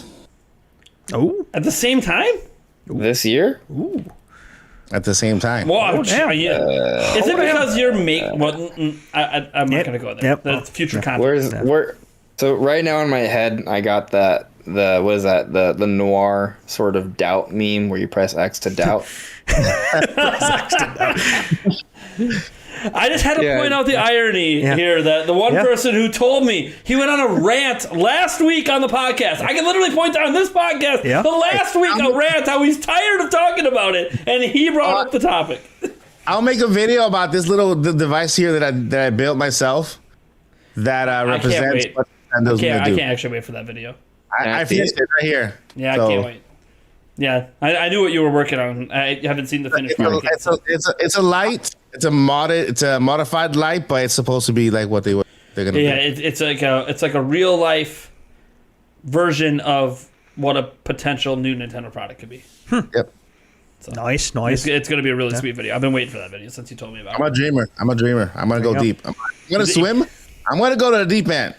Yeah. You jumped in the deep end with this one. Saying the first bit, you're not the only person in the world that thinks that. Saying the second bit and saying they're both going to happen at the same time, you officially are the only person on the planet that has. Awesome. That's good, right? Yeah, that's awesome. I like it. Yeah. That's unique. If it happens, right. Mike Odyssey is now a Nintendo leaker. If that happens, right. He's the dead source on this. Anyways, man. Wow, I literally can't believe it was like I thought if anyone brought it up, maybe AndresRestart would bring it up. I did not think that Mike, the one who just went on an epic rant on this podcast last week about how he's tired of even bringing the topic up. Anyways, Andres, what's your thoughts? Nintendo Direct 2022. So I'm gonna ignore the Switch Pro stuff. Well, you already kind of inferred that you disagreed with him anyways on that. So I blatantly said I disagree. Nicely, respectfully. But and he didn't change your mind by throwing the Switch Lite Pro. I mean, is that a real Switch Lite OLED? Oh, this one is the one I built myself. So yeah. It's okay. If I saw it for a moment, it looks really cool. It works. That's all. All right, I'm gonna just tease it a little bit quick, like. That looks epic. Yeah. It's beautiful. Does it actually work? That's the question. Yeah, it works. Okay. That looks epic. I was going to say, I knew what you were doing, and I was just hoping that like it actually functioned. So that's awesome. Nice. Yeah. Yeah, it works. So my perspective at this point, that's the only one in the world right now. That's sick. Yeah, it's really cool. But in terms of the direct stuff, my perspective right now is that Nintendo pretty much has most of the games that are going to come out for this holiday already announced. There's going to be a few more. And then they're just gonna in September. That's when we'll see the next big direct. I'm gonna assume, and that's when we'll start preparing for next year. My opinion is not too different from Mike's minus the Switch hardware. I think this month there's gonna be a few more shadow drops. What I'm telling myself at this point is whatever Per Schneider heard. Maybe it's some level of conflation or misconstruing that Nintendo does have first-party games to announce this month, but it's not going to be in a single direct. I think we've kind of gone past that point already. I think with the back-to-back days of the Kirby reveal and the Bayonetta 3 reveal, with only a few weeks removed from the partner showcase and the Xenoblade Chronicles 3 direct, like that's just too much content to reveal to have a first-party focused direct at the end of the month when we're getting even closer to September, right? So I think what'll happen is to Nate's point from earlier, how sometimes we do get like a big trailer or like a blowout for a game and it's featured in a direct not too long afterwards. I think what's going to happen is that we're going to get a couple more reveals this month. Maybe Metroid Prime Remake, that's the big one. And maybe Mario Kart DLC any week now it's going to happen. Pokemon's going to get advertised multiple times, maybe at least once per month, maybe more leading up to release. That's a separate thing. And I mean that Metroid and Mario Kart, it's pretty much all, and Pokemon, that's all I'm sort of expecting for the rest of the month in terms of like announcements through social media. But once that's all done, once they get all the release dates done, right? So they have the Bayonetta 3 pre-orders done. They have the Xenoblade 3 pre-orders done. Splatoon 3 pre-orders done. All that's left, presumably, would be Metroid Prime Remake. And then there's one more thing they could announce, and I guess that would be a Zelda game. But given where we're at right now, I don't see a Zelda Remaster coming out in the last 3 months of the year. I think if it is coming out, it would be like an August release or a September release. Okay. And since it would be a port of a remaster, right? So it's already like twice removed. I think it is in that situation where it doesn't need that much of a lead up between announcement and release. So it could be shadow dropped, maybe potentially even weeks away. I'm not going to say weeks like 3D All Stars, but maybe like a month or so, maybe 2 tops. And maybe it comes out August or September, but I'm not even sure it's going to be both games at this point. I'm now starting to think maybe they just put out one. It's tricky. I feel like we're almost past the point of it being like some sort of special bundle edition. Like I think it's, like I feel like if it was gonna be something more specialized, it would have been announced already. Assuming it comes out in the window I'm saying. If it is a December, saving it for December, then I could see a little bit more fanfare, a little bit more presentation and marketing. But if not, I just think it's not going to be as substantial as maybe some people are hoping for, but there'll still be something Zelda to sort of hold us over until presumably March or Breath of the Wild 2. But anyway, on that note, once Nintendo gets out a couple more things this month, gets all the release dates out, the pre-orders out, we'll focus on Xenoblade Chronicles 3 and Splatoon 3. Maybe they'll drop the Mario movie trailer in these coming months leading up to the September Direct, or does come out in the September Direct, or they save for the Game Awards. Before the year's over, we will get a Mario movie trailer, in my opinion. And then the September Direct, that's where they'll start to, they'll have another Bayonetta trailer, they'll have another Metroid Prime trailer. They may mention Pokemon, but probably not. They'll probably mention Splatoon because there'll be some DLC announcement there, Mario Kart announcement there, and there'll be a couple games announced for early next year. And the big one, Breath of the Wild 2 will finally get like its big showcase. This is all assuming it comes out March 2023, which I'm going to assume is the case because it's slated for spring 2023. I think Nintendo wants to get it out to end the fiscal year. And that's it. If there's new hardware coming soon, it'll be announced in January to come out alongside Breath of the Wild 2. Yeah. But I'm not even sure that's happening at this point. I think it might even be later. So it's interesting.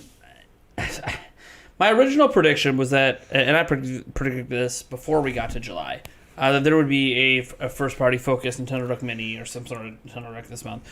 But, guys, I'm allowed to alter my opinions as new information becomes available because obviously we haven't gotten to July yet, and I hadn't seen the Splat 3 OLED and the Kirby game and the Bayonetta stuff. So as the new information has come in, my brain is recomputing. And it's recomputing that I think something interesting is going to happen here. And Nintendo's going to split the difference. They're going to put out a general Nintendo Direct in August. And they're not going to wait till September. Too long to wait. Too much to talk about. They didn't do one in the summer.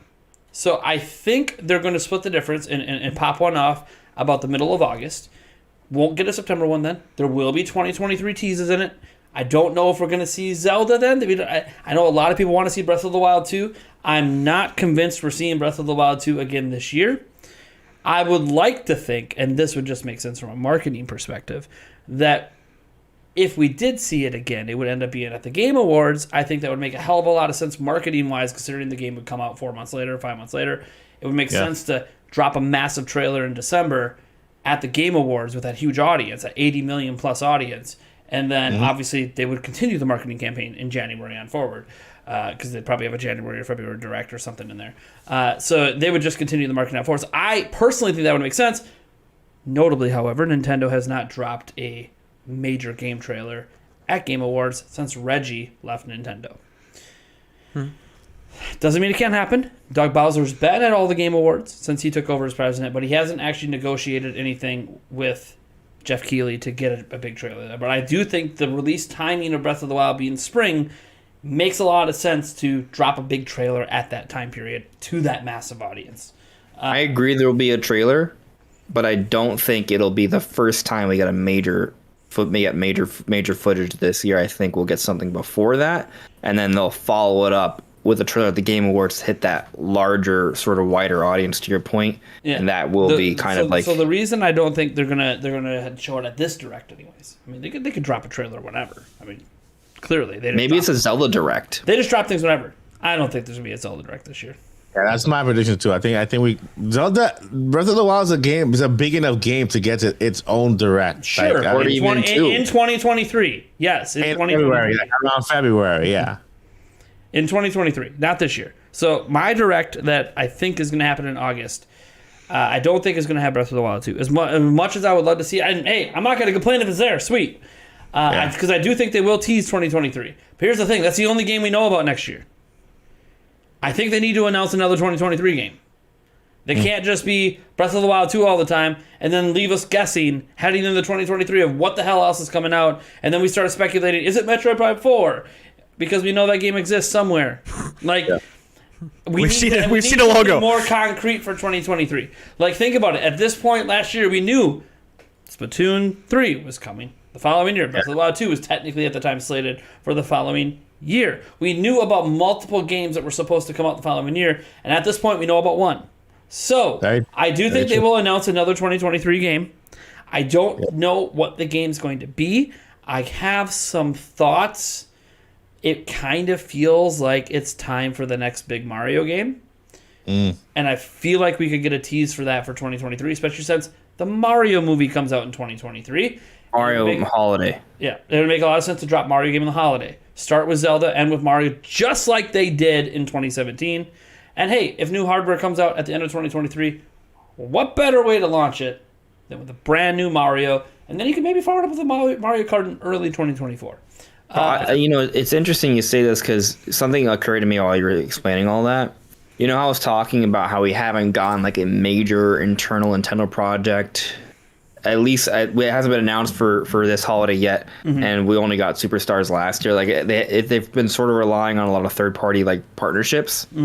I wonder if it is because maybe they are gearing up for another push similar to 2017. And to your point, if you're right, we open up next year with Breath of the Wild 2, maybe Mario in the holiday as well.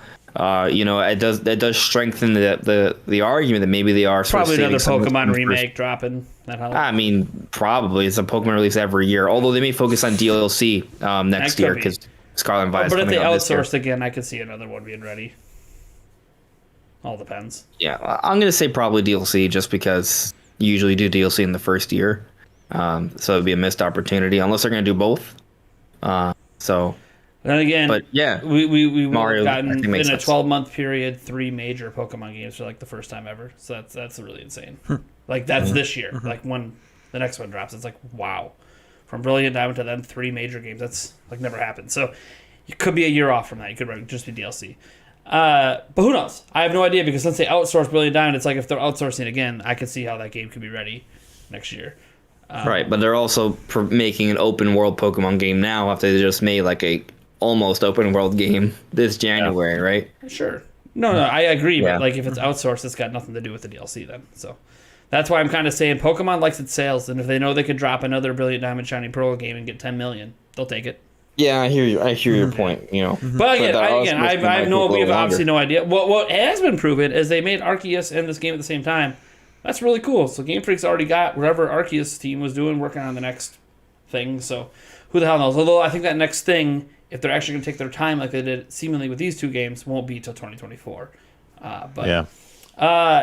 So anyways, getting back to my direct, I think there is a possibility that they tease a new Mario game for next year to just remind people, hey, we ain't done.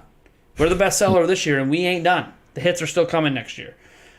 So I feel like they're going to... If not that, it'll be something else. It would be, obviously, my internal fandom would love to see they unveil the Metroid Prime Remaster and then additionally tease Metroid Prime 4 is coming in 2023 and give us our first trailer for that. That would be really cool, but I also don't think they're going to overshadow the remaster with that. So I feel like they'll hold on to that. Even if it is going to come next year, they'll announce it next year.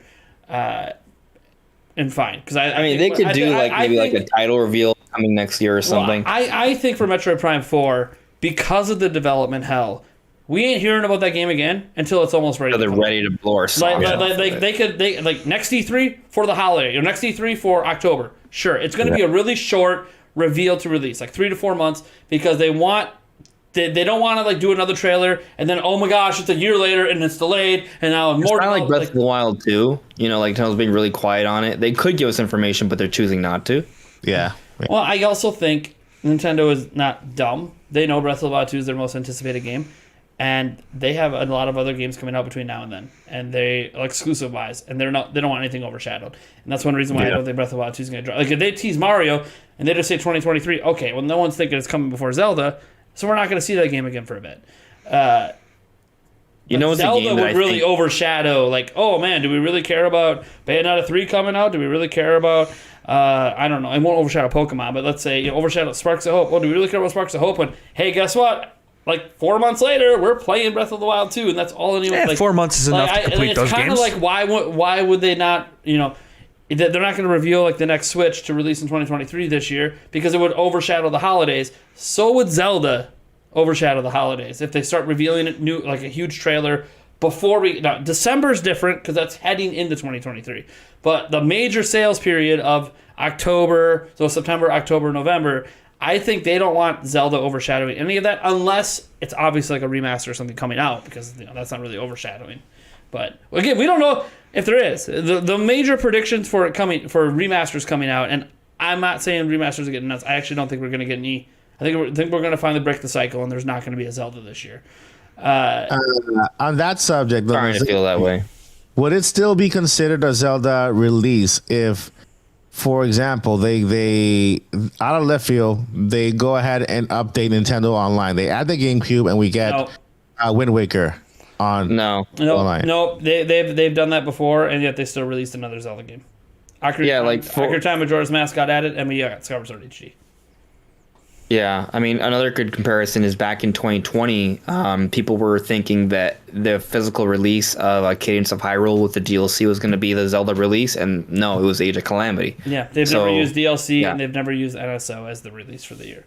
Now, someone might try to count it, but Nintendo's never actually done that. Now, could there be a Cadence of Hyrule 2 surprise drop? Well, I mean, that's possible. Cadence of Hyrule actually sold pretty well, so that could end up being maybe like a Four Swords. Game.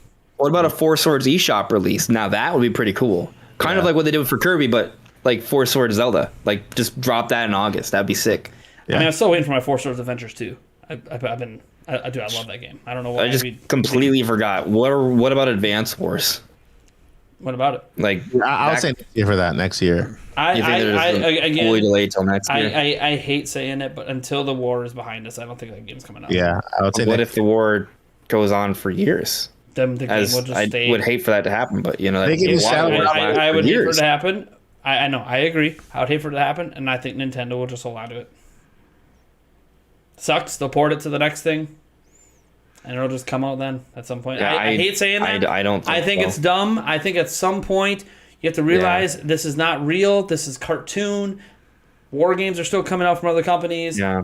Based on real wars even. So like at some point we need to kind of move past it. But also the entire reason they delayed it in the first place hasn't changed.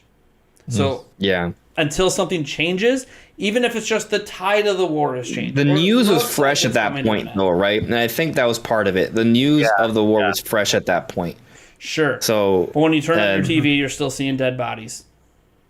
And that's fresh and that's daily. And that's idea. Don't turn on the news channel. Well, turn on your Switch. They shouldn't do that. Well, it's funny because if we do anything like that as YouTuber, we say we want to talk about the story and we throw up one of those clips, our channel's terminated by YouTube. We can't do it. But if we're CNN, But if we're CNN, they can put all the clips up they want and not get in trouble for it. I just get confused on why it's okay for major media to do it, but other people who want to talk about it can't. Like I feel like it's weird. By the way, I'm not saying they should even be putting that stuff on TV. We should. I honestly think at some point you're not being considerate of the families those people belong to, and I agree. You just shouldn't. We get it. It's war, and you want to express the reality of it sometimes. But I think there's a better place to do that than throwing it on national TV in front of people who didn't ask to see it. You can show destroyed houses and burning vehicles and stuff like that, and it'll still get your message across pretty well. That sure, I do think there's some power in seeing dead bodies and realizing people are actually dying. But I think that could be put in a specific spot where maybe like a more like almost like an XM radio kind of thing, where it's like you are subscribing intentionally because you want to see every minute detail of what's happening with this war, versus people who didn't necessarily turn on CNN today to see that. Like, they maybe just want an update on the political races in their state, and boom, they just flash it on the screen, no warning. Like, I think there's a more appropriate way to do it. I don't like the fact that my children can grab the remote, because we have DirecTV, and accidentally see that shit. Yeah. Like, I get there's parental controls and everything, but it's still, not even social media. I'm like monitoring everything, because if my daughter sees a dead body, she's gonna have nightmares. Yeah. Straight up. And we have until I honestly think Nintendo is that company. GoldenEye's being delayed too, apparently. They're that company until basically there's no. It feels weird because to say there's no war. There's always wars going on.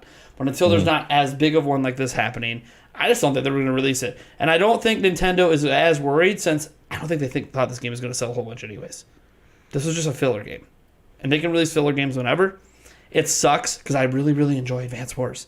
And as someone who doesn't think this game really has anything to do with the current ongoing world events, I thought it should have released back in April. I don't think it would have been insensitive to release it back then. It's a cartoon game. Not based on any real world locations. Not based on any real countries. I mean, another thing to keep in mind here, though, the games already exist. So it's not even like new games. It wasn't made by Nintendo, though. It was made by Way Forward. Yeah, I know. So... But it's a Nintendo IP. Yeah, I think that believe it or not, unfortunately, in a perfect world, I think that would happen. I think Nintendo will not release this game until we're in some kind of peace. But I feel it's going to come out next year. I feel like this war is not going to end. It's sadly gonna happen, like with everything. When you see something over and over and over again, it's gonna become your new normal. And on top of that, things continue to move forward. People continue to live their lives and go to work, come back and live their lives. And I feel like Nintendo's just gonna one day just say, "Oh, this game comes out, shadow drop today," without thinking. And maybe in the summer, and like in a summer season where people are just focused on just out of school. Okay, summer vacation. Okay, shadow drop this game. Not with a lot of promotion. Just a trailer. This game comes out today. Download and move forward. You know what I mean? And unfortunately, I would say, don't release the game until the war ends. But well, here's the thing. There's always a war. It was never a big selling IP, anyways. It doesn't need to come out. Technically, Nintendo could just wash it off their hands. They probably didn't spend that much for the game to get made. Like, I don't think they're going to. I think they'll release it eventually, but I don't know. There's no rush. I mean, Like this isn't like Zelda where they're delaying Zelda because like this is a game that isn't even a big seller. They can literally just hold it off and it can go on to the next platform. They could just wait until it will be like a time that they think it will sell well, right? Where it's kind of like a time where they don't have that much software planned and they strike then. Yeah. So, it could also be one that you could argue if they are still worried about the war, they could try to release it during a busy period to kind of just throw it out there and kind of, hey, you're going to forget about this the next day because this game's coming out. Drop it in the same direct as because, Breath of the Wild 2. Drop it in a major period during a war, a major drought period. What if they just included it for free if you're a Nintendo Online? I think if it didn't have the name, if it didn't have war in the name, I think it would already been out. Advanced strategy tactics. But the thing is, it's a remake. It's not even a new game. It's a remake of 1 and 2. So for sure, you can't like it. Yeah, but I think Nintendo cares about that family image of we're not going to drop a game with war in its name while a real life major war is happening. Which again, a lot of people have pointed out it's a little bit hypocritical because there's real life wars happening all the time that just aren't being televised. But it's one of those things that I think it should have been First already. World Wars. I just think that because this isn't even a big seller, Nintendo's just going to hold on to it until they are free and clear. They don't like any negative attention. And somebody on social media with a big following, when it comes out, if the war is still going on, is going to make a fuss about it. And Nintendo doesn't want that attention. Yeah. So, but it's not even. I don't think it's coming this year, and I don't think that's going to be in the direct. My direct is basically they're going to have a Mario, I think, in there. It could be another IP, guys. There's a lot of IPs that it could be. As an example, it could be a new Fire Emblem tease for next year. It could be a lot of things. Maybe it's a new Luigi's Mansion tease for next year. That would be really cool. Although it'd be weird to get it teased now when I think that would Donkey Kong getting teased. Yeah, go Donkey Kong or Pikmin. But I think the Mario would be like that exciting one that, hey, we're just going to give you a little snippet. We're going to give you a little 30 seconds and hey, see you next year. Okay, cool. And that would just light the internet on fire. They get all the attention. Hey, cool. Switch isn't. Hey, this isn't the end of Switch. There's more coming. But I think we'll get updates on the games. Metroid Prime Remaster. I don't know if it's coming. I don't have any information on it. But I do know Jeff Grubb has never, ever said he would shave his head if something he said was going to happen didn't happen, and he said he's going to shave his head if this doesn't happen. So, dude got locked. That is a man who is convicted to this. What if we get a that Metroid sure? Direct? I almost hope that Nintendo just pushes it to January if it is real, so Jeff Grubb has to shave his head. It's not going. just so Jeff Grubb. Oh, Jeff Grubb put his hair on the line. Yeah. All right. Metro Prime Remaster is going to happen now. January 1st. January. The very first day. Right, so we're just out in 2022, so he has to shave his head. Dropped it at 12:01. But he seems really sure about it. Obviously, there's been rumors around it for a while, but I've never seen Jeff Grubb be this sure of anything he's ever said, period. He's never been so sure that he's willing to actually put something he legitimately cared about and spent his whole life grooming because he's been working on the hair his whole life. So for him to be like, yep, and I'm just going to get rid of it if this doesn't happen, that is someone who is more sure of this than anything else he's ever reported on. He doesn't know when it's going to get announced. He never said direct. He doesn't know when it's... I think he knows someone at Retro Studios, and that's probably why he's so sure about this. But again, it's not announced, and anything not announced can be pushed to whenever, even if the plan is for holidays. That is true. Yeah. But I do think that, just because... I mean, I want to see Jeff Grubb's head get shaved, but I trust him enough to say that, okay, August Direct, it'll be in that Direct. There'll be a drop. I think there's a really good chance it comes out this year, though. You could make the argument that they could save it. But the reason why I feel like we could also make the argument that we have no factual evidence it actually exists. It's only rumors. Yes. So, you gotta remember, we're talking about a game that we don't even know if it's real. Yeah. We technically don't know if it's real. All the information on it has come from insiders. Sure. But we also didn't know that Metroid Dread wasn't real, but we still believed it. We didn't know that Paper Mario wasn't real. We still believed it. We didn't think Pikmin 3 Deluxe. We didn't have proof of it either. It was still a thing. Who believed that Metroid Dread was real before it got announced? I did. I said there was going to be a 2D Metroid that would have some 3D elements that would pull behind the shoulder, It would be traditional Metroidvania, 60 frame per second game. I didn't say it would be called Dread, but I said it would be a new 2D Metroid. It would be Metroid 5. No. There's plenty of people that predicted 2D Metroid. Right, yeah. But being literally Metroid Dread, a game that was canceled. Not many people thought it would be called Dread.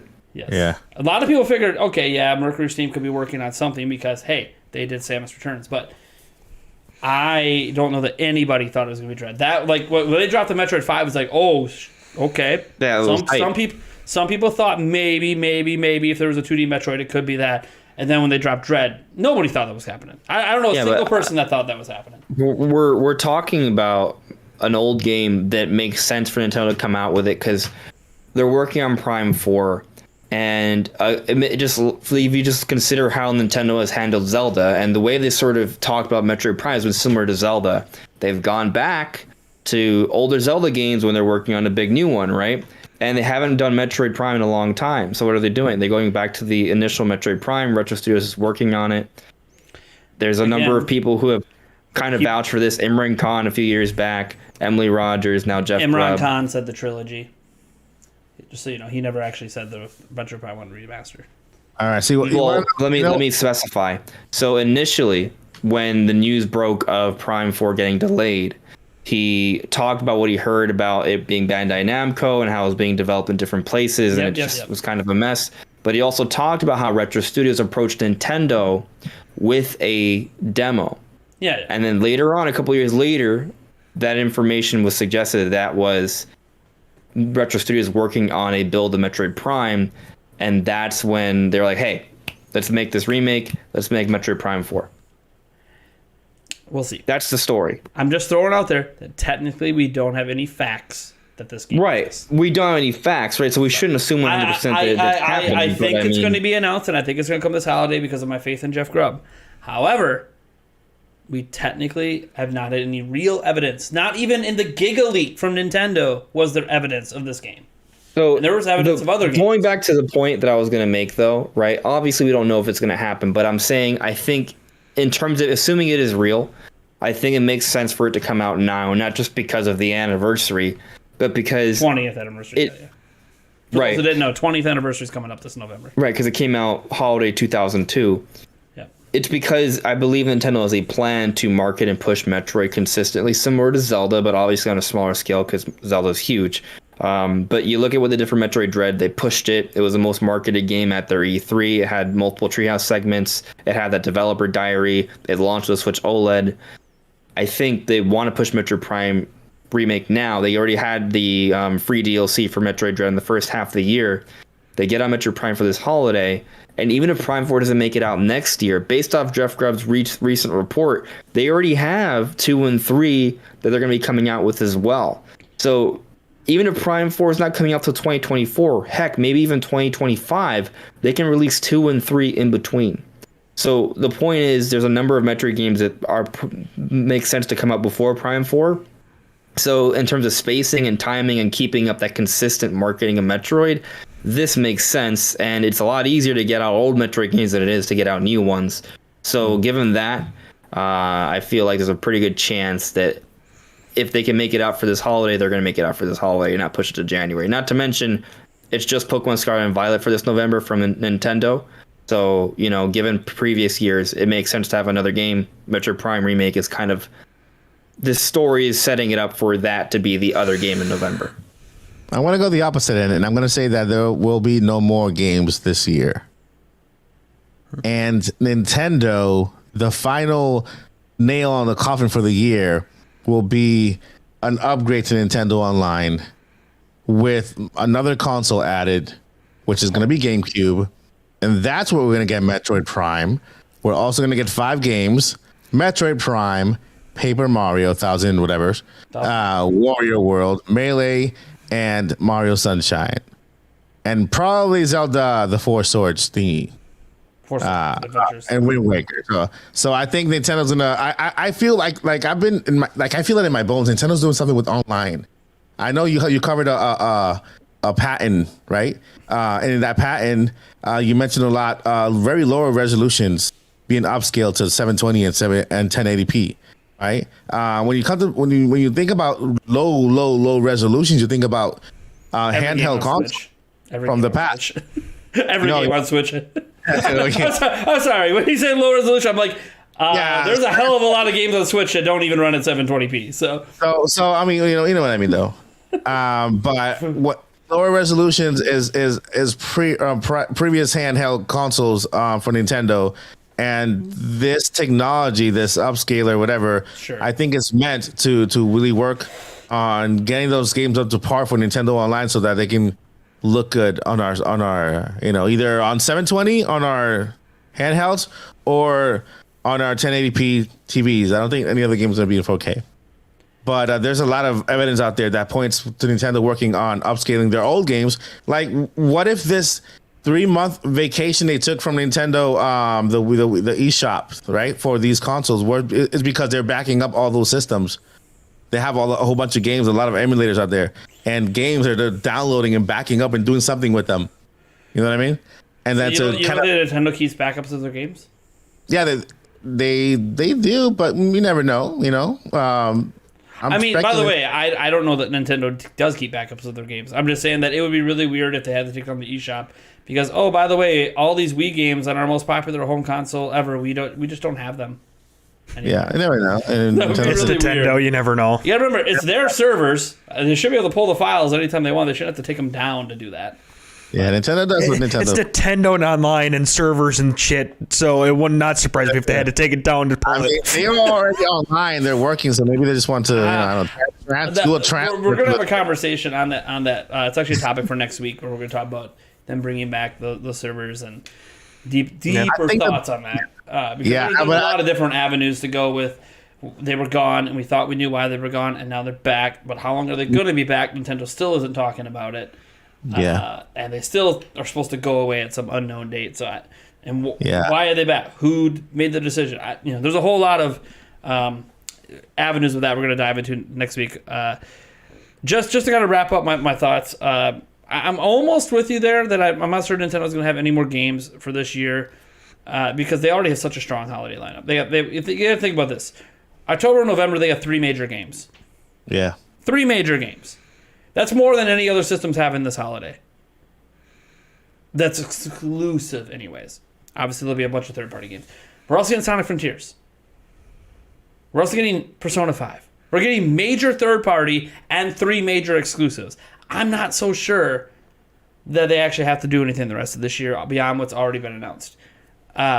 Kirby's whatever. I know they just dropped that Kirby thing. Hey, there was a time they were doing something Kirby every year. They skipped a year, and then we got Kirby in the Forgotten Land. And these little side Kirby games, they always do these little eShop, Twitter drops of these games. That's nothing new. They've been doing that a long time. It's summer. What I thought was weird about that announcement was summer. Well, it is summer. When the hell is it coming out? Like, Nintendo, we're in summer now, right? We're in the middle of July. Well, okay, so sometime in the next, 7 weeks, the game's coming out. You can't tell us yet? I thought that was really weird that they just said, it's summer. Okay. What's going on with the Mario Kart 8 Deluxe Wave 2 DLC? Right now, we are 4 months removed from Wave 1, which actually puts us off access for an even release slate of waves all the way through 2023.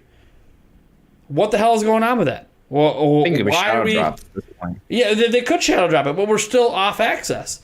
That means at some point we would get 2 waves within 3 months of each other. Literally in a 3 month period, 2 out of 3 months. This was my perspective, and I made a video on this when Wave 1 came out. Or they just realized it's going to take longer to make these courses, and the waves are going to be extended to the 2024. Hear me out.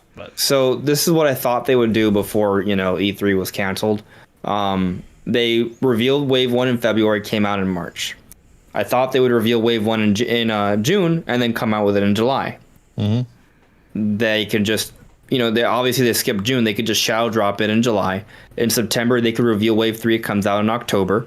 And then next year, February, it's revealed. Comes out March. The June reveal, July release, September reveal, October release. And maybe a couple times they skip an event and they just shadow drop it. I think it's fine. If they assuming they shadow drop in July. If they skip July, you realize that release late, there'd still be one more wave to come. There's 6 waves. That would be outside of 2020. There's 6 waves. 2020. there's 6 waves. The second wave would come out now, this month. Wave 3 would come out September, October. Wave 4 early next year. Wave 5 mid next year. Wave 6, the final wave before 2023 is over. Yeah. We'll see. Seems reasonable. Makes sense. I just don't. Shadow dropping's fine. There was so much hype around the first wave. I just don't know why they would do that. I'm not saying they won't. Maybe you don't shadow drop it. It could be like how they handle the Nintendo Online games, where they reveal it and a couple days later it comes out. Yeah. But you know, but for me, like even that. By the way, by the time you guys listen to this podcast, maybe it's already been revealed because there's people who think it's coming out. There's people who think it's coming out on Friday. So I mean, it's gonna be interesting.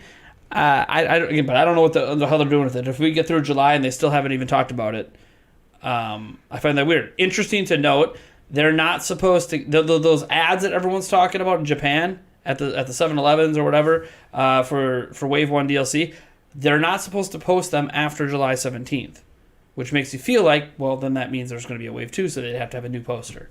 But that could have been the original plan versus what's happening. I think what's clear is I don't think these courses were done ahead of time for the game.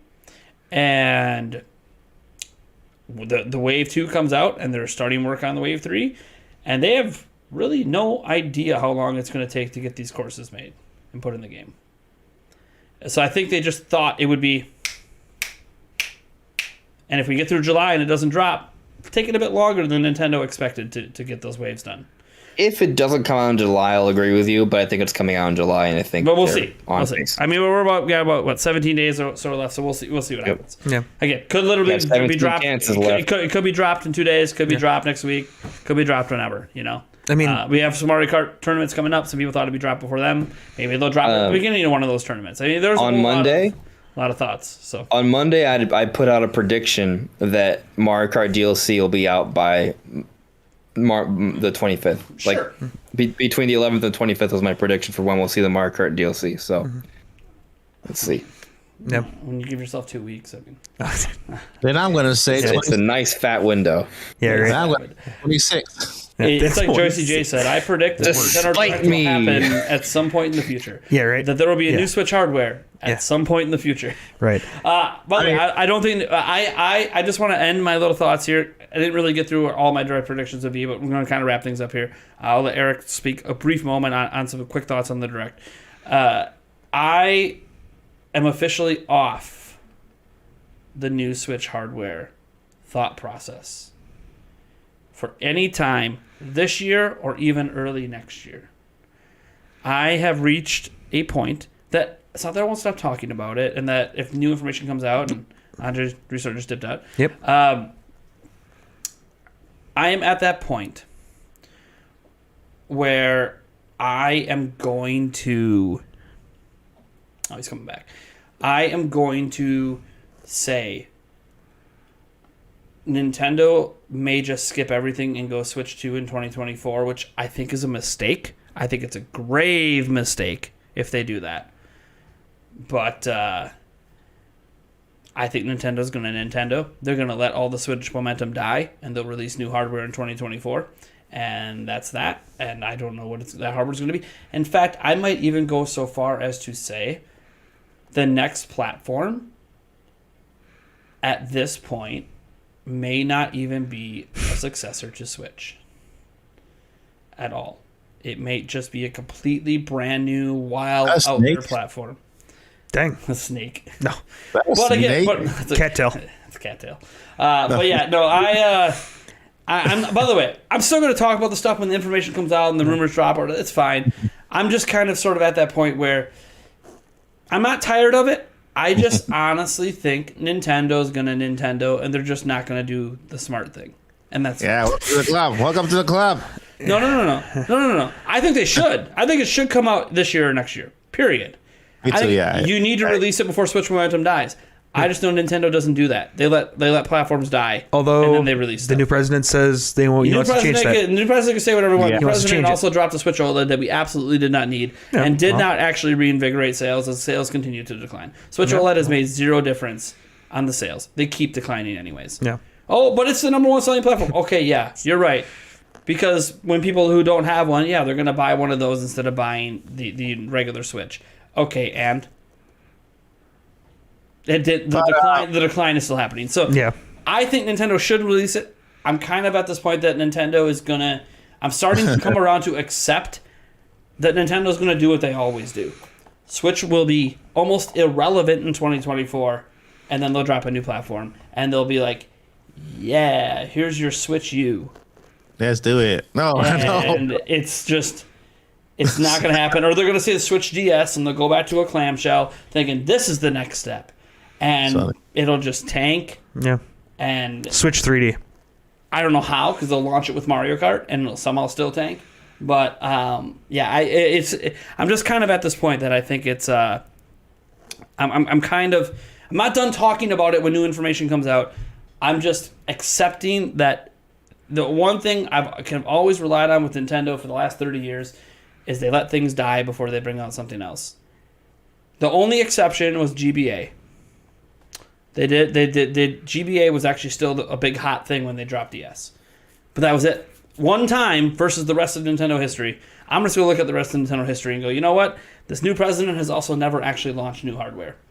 So, like new generations of hardware. So, I don't know. I have faith because he says the right things. You know who also always said the right things? Satoru Iwata, the late Satoru Iwata. How many times did he apologize for the exact same mistake? And then just go right and back and do it again. So saying the right thing and doing the right thing are two completely different things.